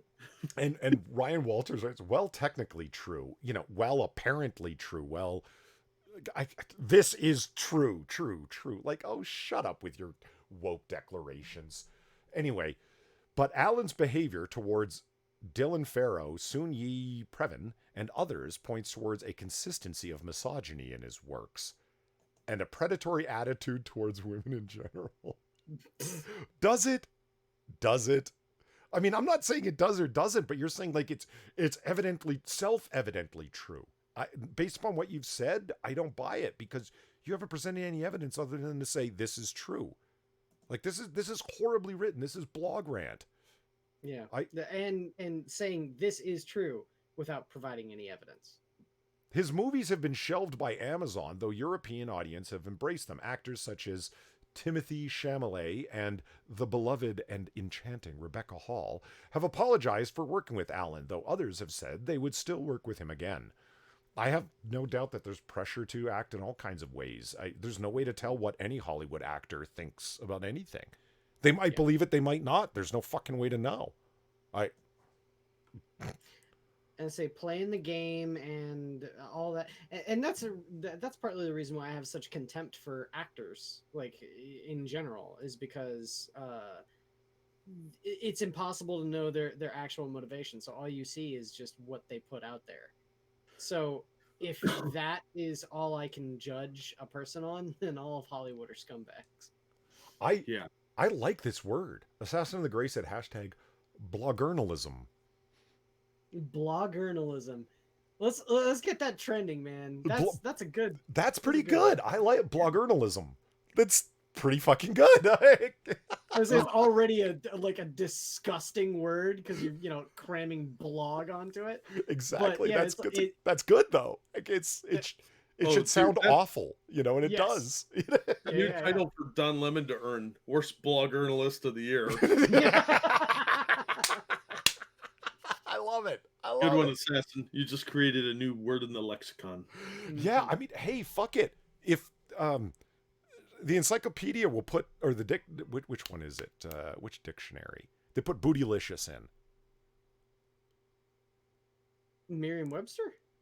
Yeah, that sounds right. Yeah, if bootylicious is in there, surely blogurnalist should be. Anyway, let's just see if they say anything else here. Johansson is just another actor who is prioritizing an artist over the people he has allegedly hurt. Because let's not talk about that co-creator of co-founder of #MeToo and that underage boy that she raped. Remember? Women can't rape, Polly. When are you going to learn? I mean, the evidence was there. He self-claimed it, but he's a male, so we don't need to believe him. We don't listen and believe men. Yes. Yeah. No, notice the language, right? It's like we're not. Asia Argento. Thank you, Asia Argento. Like it. For the longest time, you would get people as a matter of course in writing the way that you do in French and Spanish to when you don't know the gender, you go with the male. That's why they're a group of Latino people that contain Latinas. You know what I mean? It's you go with the male by default, and English adopted that from the various language families that it came out of, and then SJWs started coming up with things like Latinx. You know what I mean? And we need to make everything disengendered because it's a possibility within the language, therefore we should be forced to. And okay, but Johansson is just another actor, which is not necessarily engendered, who is prioritizing an artist over the people he has allegedly hurt. You just accidentally let your bias slip through in a big way. Mm-hmm. Yeah. That's Mary Sue for you. Yeah. Thank you, James Colley. Polly, grammar Nazi is scribe lights thing. # stay in your lane. And I would be perfectly willing to stay in my lane on grammar issues as soon as they stop covering comics issues over on Lords of the Night. Booyah. Yeah. You want to be in my backyard, motherfucker? Well, I'm putting a lawn chair down in yours. It doesn't matter that Alan is seen as a great director. What matters is that he has allegedly sexually abused minors. So did Asia Argento. I'm not seeing you saying anything about it, you fucking miserable hypocrite.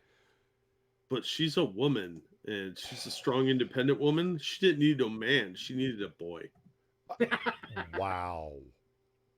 Allegedly. And a co-founder of Me Too, of all things. But like, shh, let's not talk about that. That's whataboutism to bring it up, you know? Oh, here comes the pain train because Polly's delivering the truth.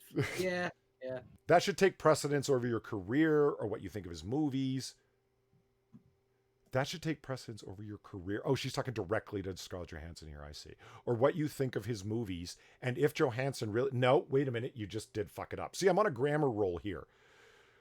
This for Johansson should take precedence over her career and what she thinks of his movies. You fucking bloggernalyst. And if Johansson really believes the things that things need to be stirred up and that #MeToo movement that was co-founded by a rapist is understandable, then she should take a stand here. Johansson is also in the middle of filming her first and only standalone Marvel movie, as well as beginning an Oscar campaign for Marriage Story, a movie that nobody knows anything about, but let's push the woke film. I don't know that it's woke. It might just be boring and stupid about some crap nobody gives a fuck about, because those often win Oscars as well. You think she would know better than to once more invite controversy and the focus of childish weirdos like myself? Huh. Okay. I added that last part in, by the way. Yeah. That was my editorial comment. See, guys, we're not bloggernalysts here, and we're not bloggers. We're having we're having a live stream conversation. That's it. And we're here to interact with chat and have some laughs and get angry about what's happening to this medium we love so much. Like, if anything, we're not bloggernalysts because we're not claiming to report the news or anything like that. We are disseminators. We are we read the quote news or the articles and then give our social commentary based around that. Dude, I'm just here to laugh at spastics. Yeah, that, and we're entertainers. And at least I'd like to think we are. Yeah, I mean, we're just here to be entertainers. I mean, I will tell you one thing that differs us from like the Mary Sue and other axe grinding bloggernalysts is we got lots of positive stuff to say. I mean, you hear me say like, oh, here's a fun story. Let's pitch our comics because like things that we really like and we want the audience to enjoy it. If there was less annoying shit going on, we'd be talking about a lot more pitches and positive stuff. I don't know. Maybe I should be Jeremy Hambley on this. What do you want us to talk about, chat? Yeah. Sorry, Jeremy. I actually like your content, but you should stop asking your audience what to talk about. Don't crowdsource subjects, man. That's a bad look. Well, it's his thing, and that sort of thing works for the algorithm because it worked for Shilp DeFaco. You know who else it worked for? Mundane Matt. Yeah. Just throwing that out.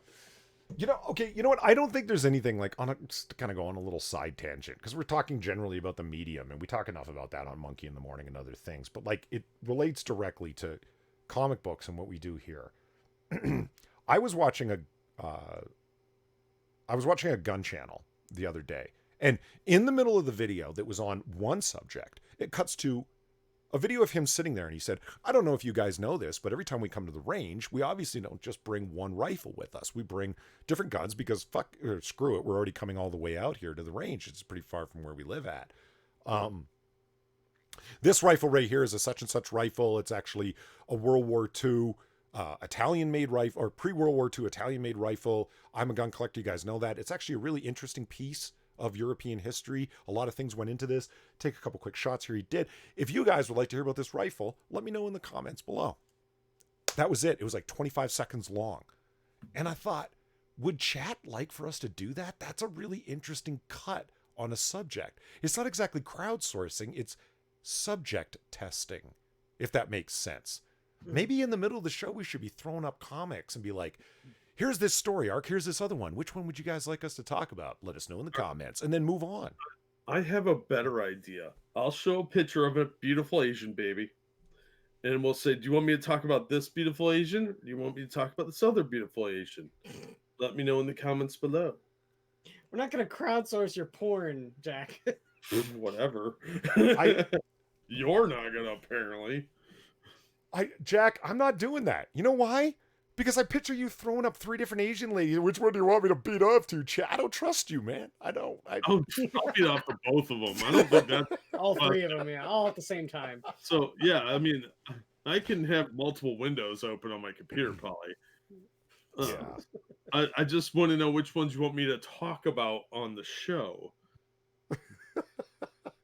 Milkman Tan says, a range of guns? Smiley. Jesus Christ, man, really? Anyway, it was it occurred to me in watching that firearm video and the way he did it. One, I don't think I've ever really seen another channel do that, although I'm sure others have in other genres. And I thought, why isn't Jeremy soft crowdsourcing information like that, as opposed to doing a whole stream on what do you want me to talk about, like in general? And it's like, yo, dude, give them options or something that you can intelligently talk on, or because I mean, fuck, that guy's a thorough nerd. His nerd cred is extremely established. You know what I mean? I'm sure you know more about other subjects that you don't have channels on currently. You know, he's got his Magic the Gathering specified channel. What about other things? You know, I don't know. Those were my thoughts. And as per usual, chat's just busy poking fun at us, mostly me, instead of answering the question I asked. But it's fine. I love our shit posters. James Colley, would you like to know more? Yeah, we need to splice that. We need to splice that in as a quick cut, Polly, for OBS. James Colley, I'm using that. Yeah, and immediately switch over to the Starship Troopers. Would you like to know more? I am absolutely doing that. Okay, yeah, thank you, James Colley. That's I know that Sargon makes heavy use of the lots of references to Starship Troopers. He ends his videos with, did you know his campaign slogan was service guarantees citizenship? Yeah. That's how you can tell someone's not taking their campaign seriously. Yeah, right? You shit posted your campaign slogan, Sargon. Oh my God. Well, I think he knew that he wasn't going to win. There's no hope in it. So there was some, just not much would be my call. But yeah, anyway, we're way off topic now. So let's Now? We were talking about this channel and its format and shit, man. That's on topic. Come on. Well, if you want to talk about this channel, we should talk about how Frosted Glass and Assassin both earned wrenches today. Oh, hey, Six is here. How are Six. you? Hey, how's it going? Let me throw up a... Ew. Let me put on screen this one. A lot of bounding stuff, but bounding into comics is awesome. So, Kristen Stewart claims if she didn't hold girlfriend's hand in public, she could have gotten a Marvel movie. Oh man, she could have been our America Chavez. I'm surprised that you of all people quizzed and go, be careful, guys. Your X button can only take so much pounding in a short period of time. For real though, like really, I doubt that. Like I doubt your gay identity, Kristen Stewart. No offense, there's a lot of authentically gay people in the world, but I don't buy it from you, honey. Look, Do you have a fungus growing on her shoulder there? What the fuck is that? I did look at that. I'm not certain. It's a tattoo. No. It's rising off. Don't you see? Yeah, Was there's that a texture lizard? there. What is that? I love Jack's slow realization that wasn't actually a tattoo. That was great. I just thought it was a tattoo. Was she got like a random gecko crawling up her arm? No, I'm gonna cut that out. What is that? That was great. Oh, dude, no, she's gonna look over and it's gonna try and save her 15% on her car insurance. Oh fuck!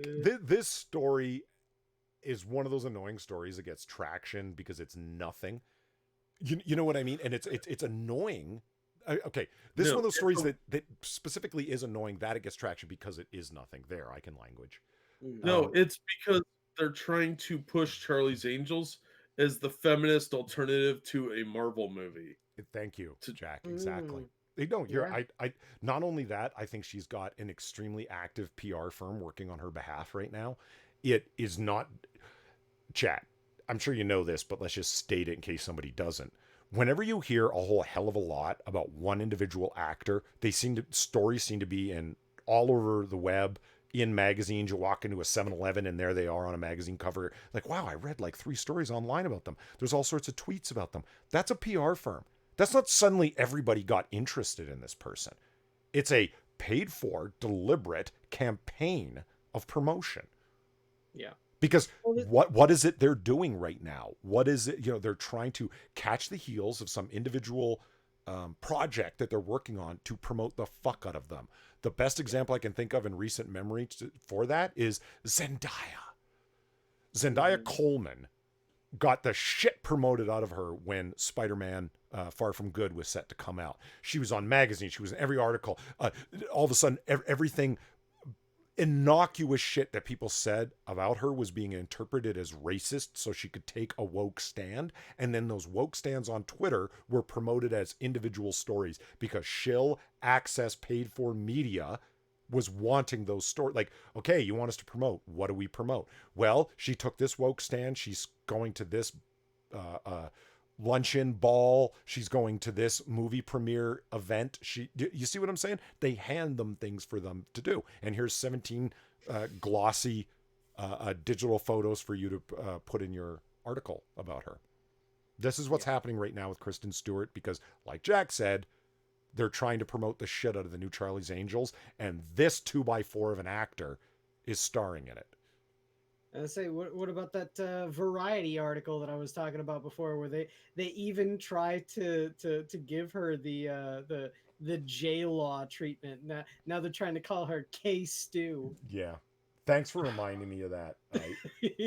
My apoplexia and dyspeptic stomach wasn't bad enough already. Like, for real, chat. Quiz is reading this article where we're getting ready to start while I'm organizing everything. They actually called her K-Stew. It's not going to happen, Kristen. No one's calling you K-Stew. You're not J-Law. You're not ScarJo. You're a meaningless 2x4. That's just not going to be a thing. Let it go. Let's see what she did say and where it happened. Sorry, Jack, what were you saying? No, I was just going to complain a little bit. Go ahead. Let's just get this article over with and see how promotion works. People are like, how could this possibly be promotion? Because she's being hard done by, and she could have been in the MCU if only she hadn't been gay. It shows the homophobia. Kristen's an edgy lesbian. Oh my God! By the way, make sure you check out the film she's starring in. Mm-hmm. This is so cynically used. It's pathetic. It, So the real question is here though is that this is from Bounding into Comics. Do you think that they are going to toe that line? I don't know. Let's find out. Charlie's Angels actress Kristen Stewart claimed if she didn't hold. Oh fuck! When am I gonna learn, guys? Stop reading the first sentence. Stewart told British magazine Harper's Bazaar, quote, I have fully been told. I have fully been told. Okay. I've fully been told instead of partially been told. Yeah, I don't. Okay, quote. If you just like to do yourself a favor and don't go out holding your girlfriend's hand in public, you might get a Marvel movie. She continued, I don't want to work with people like that. Who told you that? Who? Name them. Name them. Probably her publicist. Assassin said they called her K-Stew when Twilight was out. Oh, Really? They've been trying to make that happen for a while, apparently. And I was just about to say, and it really caught on hardcore, didn't it? Yeah. Probably among the hipster California elite. Earlier in the interview, Stewart revealed she changed her mentality from protecting her life to enjoying it. And she discussed and described as an old school mentality. I just want to enjoy my life, and that took precedence over protecting my life, because in protecting it, I was ruining it. Like what? You can't go outside with who you're with? Not in Trump's America. You can't talk about it in an interview? I was informed by an old school mentality, which is you want to preserve your career and your success and your productivity.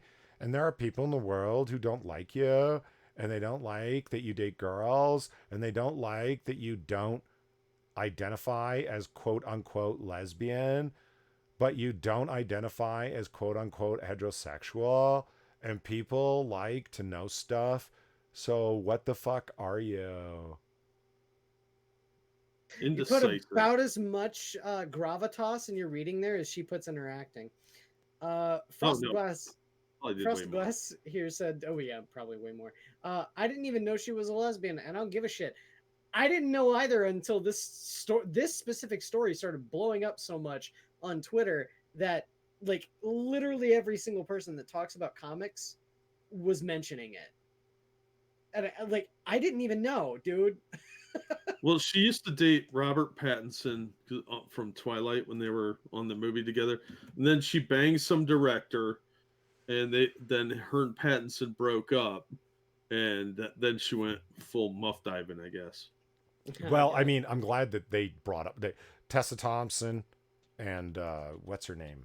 Ellen Page were both like Tessa Thompson is bisexual, which supposedly you are, Kristen Stewart. And people apparently have a problem with it, but Tessa Thompson got Marvel films, so what the fuck are you talking about? And secondarily, Ellen Page is a full-on lesbian, and that was known at the time that she's starring in this film. So what the fuck are you fucking well talking about? And they did say the thing that I was looking for. It's unclear if Stewart's claim regarding Marvel has any validity. It doesn't matter because, you know, it's like, who the fuck said that to you? And that's why I shut it. Who the fuck said it to you? You coward. Say it out loud. Who said it to you? Well, not only does this work for publicity for Charlie's Angels, but it also will get woke Disney to just give her a role. Yeah, that's very true. That's exactly what I think was the entire goal. This is part of a promotional push. We need to make you controversial. You're as controversial as, buttered toast. You know, like what? You know, how are we going to make you controversial? Say you were denied something or limited something. If anyone forces you to answer it, we'll say that your former manager told you that. Which one? I don't want to call anybody out. I'm pointing out something that's endemic in the industry in the era of Trump. See what I mean? Endemic in the industry. And if you don't provide evidence, no one should believe you. Evidence is colonialist patriarchy. We've been over this. Yeah, we already went over the article. # believe all women, man. We have to believe her. Good God, I'm getting it from both sides now. Holly's just getting woke on the reality of the colonialism inherent in the system. Well, we got told to go back to talking about comics by functional, and I happen to agree. So let's we can talk about a comic book character because I want to see if we can get Quiz's ire up here. Margot Robbie's Birds of Prey reshoots to remove lewd storyline and tone down the villain. lewd. I mean, I'm okay with seeing Margot Robbie lewd. I didn't think you weren't. My point is, doesn't that suck that they removed a Margot Robbie lewd storyline and toned down the villain who is, I mean, which villain? Her is the villain? I think they're portraying her as an anti-hero, so I don't know. And say, well, okay, the title or the tagline in the teaser that came out for it was Birds of Prey and the magnificent or marvelous whatever emancipation of Harley Quinn. So in my opinion, the whole, toning down the villains, probably toning down the Joker.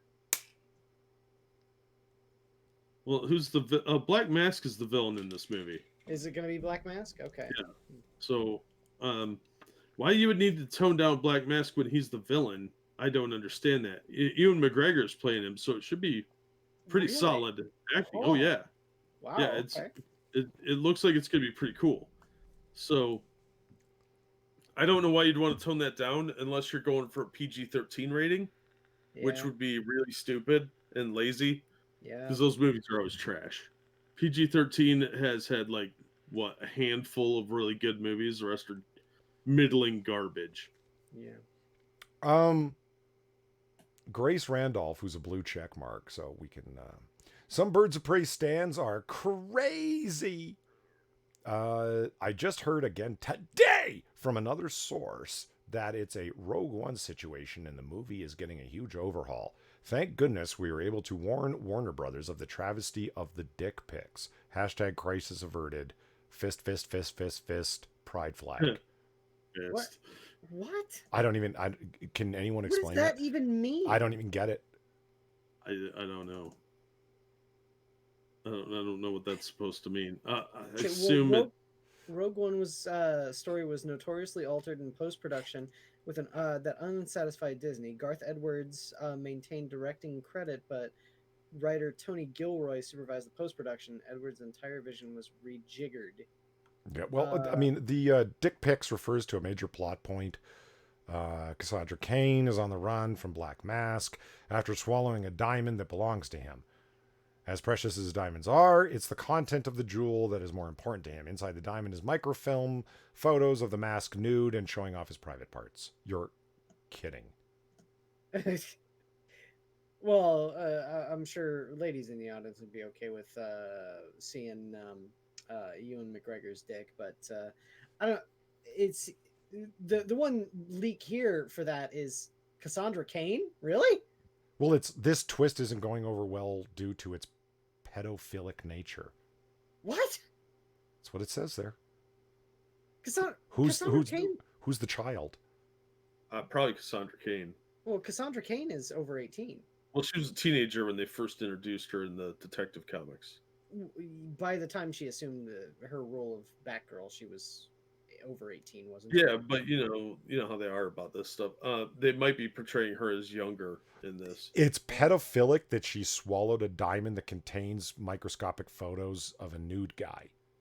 Yes, because there's a penis in it, Polly. That doesn't. What? But yeah, that I don't swallow it.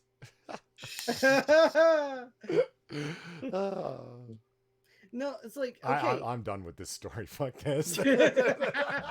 Well, let's just be happy there's a Birds of Prey movie that might be pretty good because they do have a pretty good cast for this. As James Cawley points out, you see your Snatch and everything in Wolf of Wall Street. I don't understand. It's tone down the villain and remove a lewd storyline. So the lewd thing is that nudity. I am incredibly disappointed. Margot Robbie isn't the lewd one. Well, why do I even care about this film then? Right. No, it's not nudity. They're not going to show his dick. They're just removing the mention of it. A reference of a microscopic picture of his possible micro penis that was swallowed by a character that was a teenager when they introduced her. Well, they're not going to show the dick pic because then it would be a rated R film for sure. Maybe rated X because if you show men's genitals, it's usually an X rating. Yeah. So it's a lewd photo, meaning they're alluding to it. It's not. They're not actually going to show it in either case. They're just probably taking that aspect of the storyline out, and it's after there's something else on there, corporate secrets or something. Yeah. You know, Just putting this out there. Margot Robbie, like, yeah, she's a pretty woman, but I consider her rather plain blonde and boring. That's me. Fight me. Okay. I think the mallet she's got should be bigger and cartoonishly big, Yes, just I like agree in with the. that. In Dark the Horse comic. cancels Brian Wood Alien series after misconduct accusations. This pissed me off when I read this. Yeah, it should. Like, it's accusations. Okay. Following accusations of predatory behavior from Comics Alliance founder Laura Hudson, Dark Horse Comics has canceled comic writer Brian Wood's upcoming Aliens Colonial Marines Rising Threat series and said it will not work with him on future comics. How well did this turn out the most recent time this happened? Zoe Quinn, anyone? Yeah. Well, this guy's been hounded about accusations for ages, Has he? and a lot of them have been like, seriously, you're accusing somebody of that? Like, a lot of them have been disproven. I mean, I don't know the validity of these accusations, but he's had false allegations against him over trivial stuff, like the Vic Mignogna kind of thing, where it's like he dated some chick for a while and somebody else was upset about it, that sort of thing. Well, let's read. Hudson alleges Wood, quote, forced her into a kiss at a bar. She added, he texted me for weeks afterwards, telling me his wife didn't understand him the way I did, wanting me to come out and fuck him. I refused. I was scared. How the fuck are you supposed to react? I didn't know what it meant to say no to my idol, and I had no power at the time.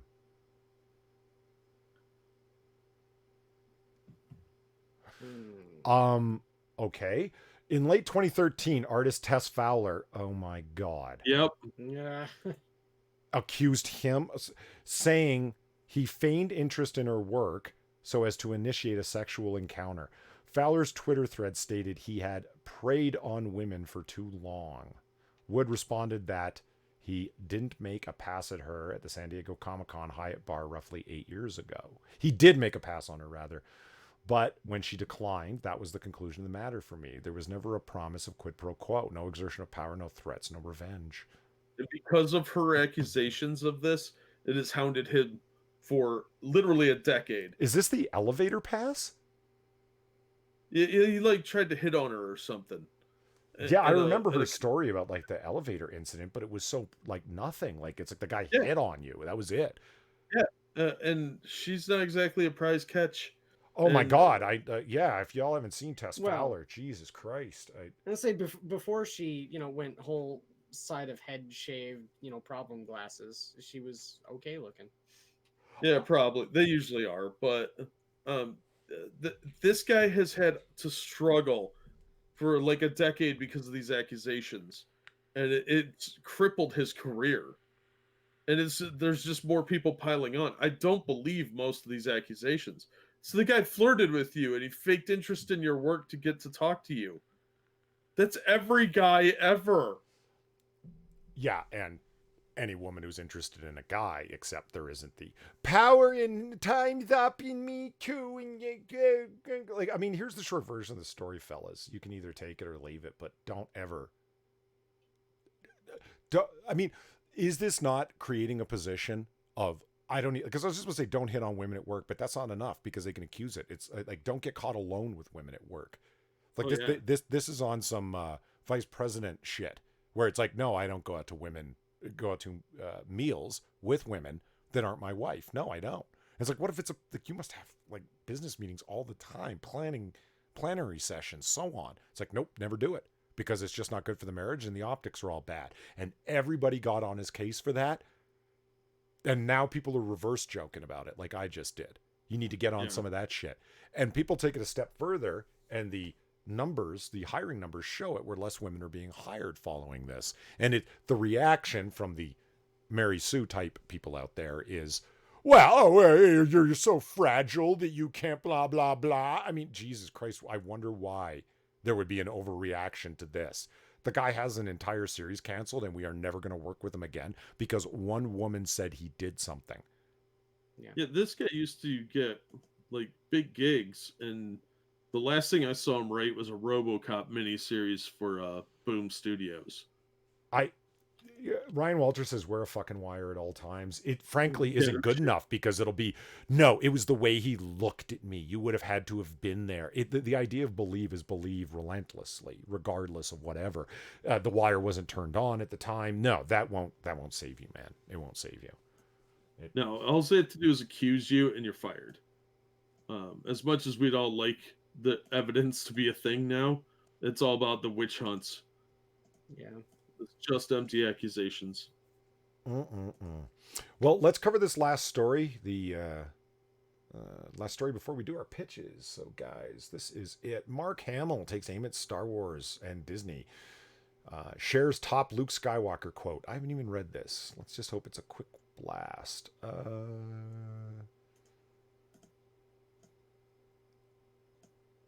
Science. Damn it, Mark Hamill. I see it.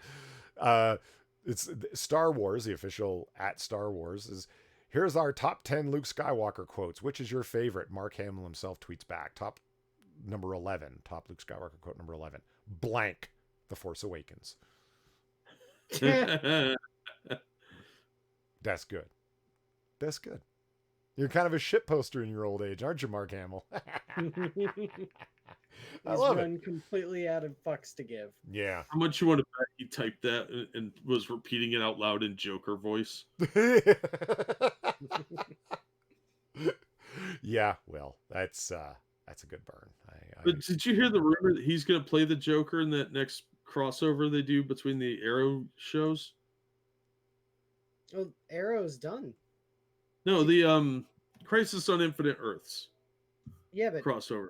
yeah, season 8 for Arrow means the Arrow's done, so it's no longer the Arrowverse anymore. Yeah, whatever. The woke verse doesn't sound right. Yeah, right. The woke verse. Jesus. Arrow was the only thing that was keeping my interest for those shows.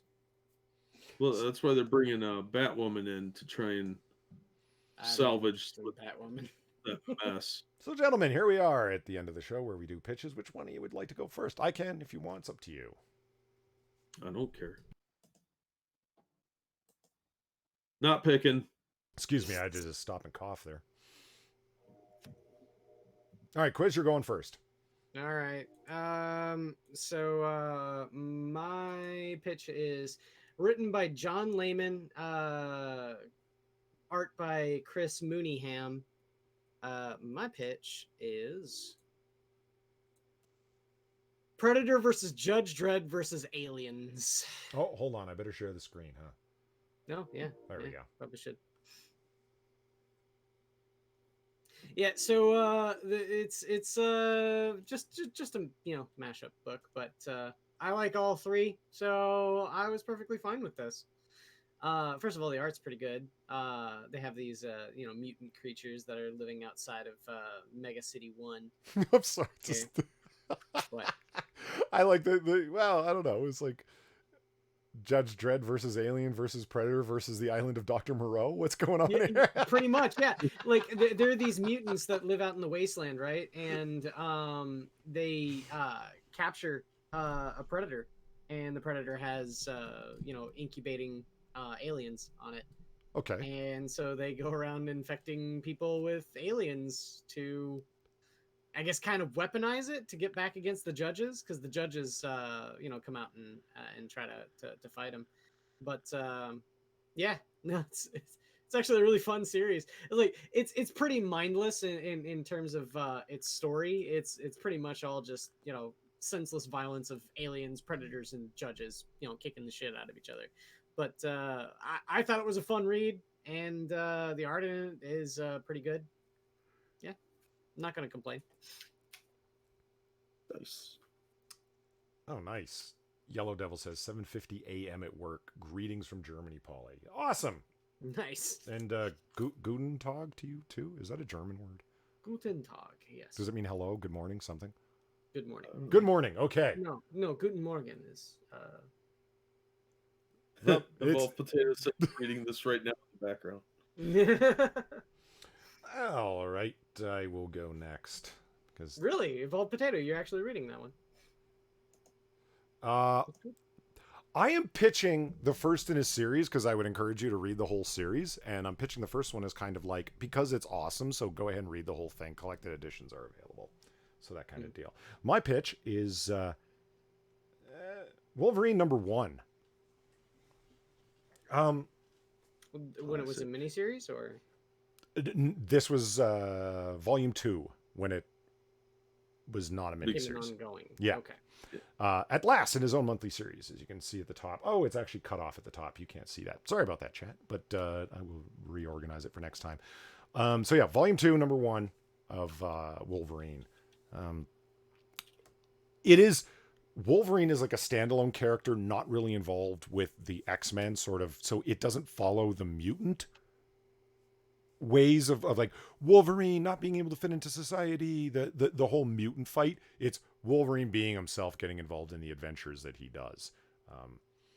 I am a big fan of this series because it is just classic Wolverine and written by Chris Claremont. So quality, it fucking awesome. Steve Buscemi or John Buscemi, Steve Buscemi, yeah. Hello, fellow kids. John Buscema, longtime penciler, and the art just looks like it is fantastic. Like, I don't know, when did this series come out? 94? 1990? Sometime around then. 90, I think. It was before I think X-Men 1 came out, isn't it? Is it? I could buy it. I don't know. I don't know. Right around that time. The storyline for this comic is exceptionally simple. In Indonesia, there are a group of toughs, criminal toughs, that are holding a woman hostage because she's of value to them. And all it does is kickstart the series. It's meant to be one of those things where we're going to introduce the new character, new readers, people buy #1s to get started. Oh, I've heard of Wolverine. What a fantastic way, if you don't know a lot about Wolverine's whole mythos, his background with Japan, all of that stuff. It all gets told bit by bit as this series progresses, and you get a whole bunch of hints at it. What a great way to start reading about Wolverine if you just like him as a character but don't know about the rest of the X-Men. Yeah, this is the way to go. So he goes in, and it's a very wordy comic, because that's how Chris Claremont is. It's awesome to develop the story, and Wolverine comes out, and of course, as Quiz knows, he's the best there is at what he does. Because that's who that's who Wolverine is. And thank you, Frank Miller, for that incredibly awesome line. Well, whatever. So he takes on all of these guys, and he gets in this big fight with them. Again, this story is in issue 1 is very, very simple. It's just to set up who Wolverine is, who these Indonesians are, how it relates to Japan, and who this kidnapped woman is and why she's so important. But it kickstarts the whole series in a rolling way. It's an independent story in and of itself, just him rescuing the woman, but sets up all these great things for the little story arc that happens at the beginning of the series. Like, yeah, if you're a fan of Wolverine, or you just want a great comic booky read written and drawn by underrated legends, in my opinion, Buscema and of course Claremont. Yeah, Wolverine #1, volume 2, if you go looking for it. And that's my pitch. Awesome. And Jack is up, so let me just pull up that screen. Oops, hold on. There we go. And present screen. There you go, right. Jack, whenever you're ready. I'm pitching 1991's Conan the Barbarian, issue 241. Nobody respects Conan and shit from the 70s that's barbarian-esque like you, Jack. I swear. Right? It's great. It's great. I love it. I love Conan. I don't care what Richard Myers says. It wasn't for the dumb kids. He said that? Yes. Oh, man. And even if it was, Conan's still badass. So you'll notice this cover is by McFarlane. Sure it is. Look at that teeth. Look at the mouth. Like it's McFarlane. Oh, yeah. Part 2 of this story, the cover was by Jim Lee. In part 3, the cover was by Willis Portacio. Really? These used to be very expensive books at the height of their popularity. Yeah. So this story is by Roy Thomas with pencils by Gary Hartle, and Mike DiCarlo was the inker. Clem Robbins was the letterer. Conan does his usual Conan thing, wanders into a town, decides to start having a little drinky drink, and of course some girl comes up and starts hitting on him. And when he tells her to get lost, she goes over to the people she had been with and been like, he's mean to me. and a fight breaks out. Well, Conan ends up running into an old friend of his who has to go to a wedding. And this guy, somebody that he had adventured with a few times, and Conan's like, well, I don't really, care for that. And the guy's like, come on, we got to escape this town anyway. You just killed like 5 people. And he's like, okay. So it turns out that this wedding, the blushing bride, is none other than Red Sonja. And of course, there's monsters show up for no reason. And it is just a fun adventure story. Parts 2 and 3 really pick up because the storyline is the sorcerer and the she-devil. And she's going to get married to this sorcerer named Zukala. And it's somebody that Conan has some familiarity with. But this guy was they meet. He meets up with this guy here. This guy's a priest from like 5 or 6 years storyline previously. But the town they meet up in is the Tower of the Elephant Town, which is where issue 1 takes place. So there's a lot of callbacks. And Sonja is not happy to see Conan at all. So she was trying to do something on her own. I'm not going to ruin anything, but it's a great 3-part storyline. It was a lot of fun. Just a good, straightforward adventure. You get some nice throwbacks to other storylines, as you can see here. That's what these last 2 panels are, where you fought different people. And it ties in a lot of old Conan lore from the Marvel Comics, but presents a new story where he meets up with Red Sonja again, and she is just not thrilled to see him at all. She even says, "Why did you bring Conan of all people?" Because he has a habit of killing everything in sight. So I thought it was a fun storyline. I picked this up a couple days ago out of a discount bin. It cost me like $1, which was about the cover price. I think I paid $1.25 for it. It was easily worth it because, I mean, look at this. He's swimming under the water while she's attacking. That's just cool layouts. It's very dynamic. Lots of action in here. They move things along very quickly so that you don't get bored. He's not sitting around having a beer with that dude talking about like, oh, you should come with me. Oh no, they do it in a 2-panel thing where they're like, you should come with me. No, I don't want to. Well, the town guards are coming because you killed all these people, so we should probably go. And he's like, okay. But it was a lot of fun. It's just a good story. Plus, the covers are by 3 talented artists, and the interior art's pretty solid. So this book cost $15, I think it was back in the day, because it was a McFarlane cover only, but the story is actually really good, and Roy Thomas is one of the best Conan writers. So if you like sword and sorcery, this is definitely something you should check out. You can find this for less than $4. Like I said, I paid $1.25 for it. It's easily worth tracking down. Nice. And it's from the days when Marvel was good. Yeah. Yeah, I remember those days. Whew. All right, so there it is, chat. One more comic book curation in the can. That's issue number 61. Yes. So you should turn it around. Instead of calling him EP61 like you've got in the current description, it needs to go ISS 61, I guess. Issue 61. the Imperial Klingon ship.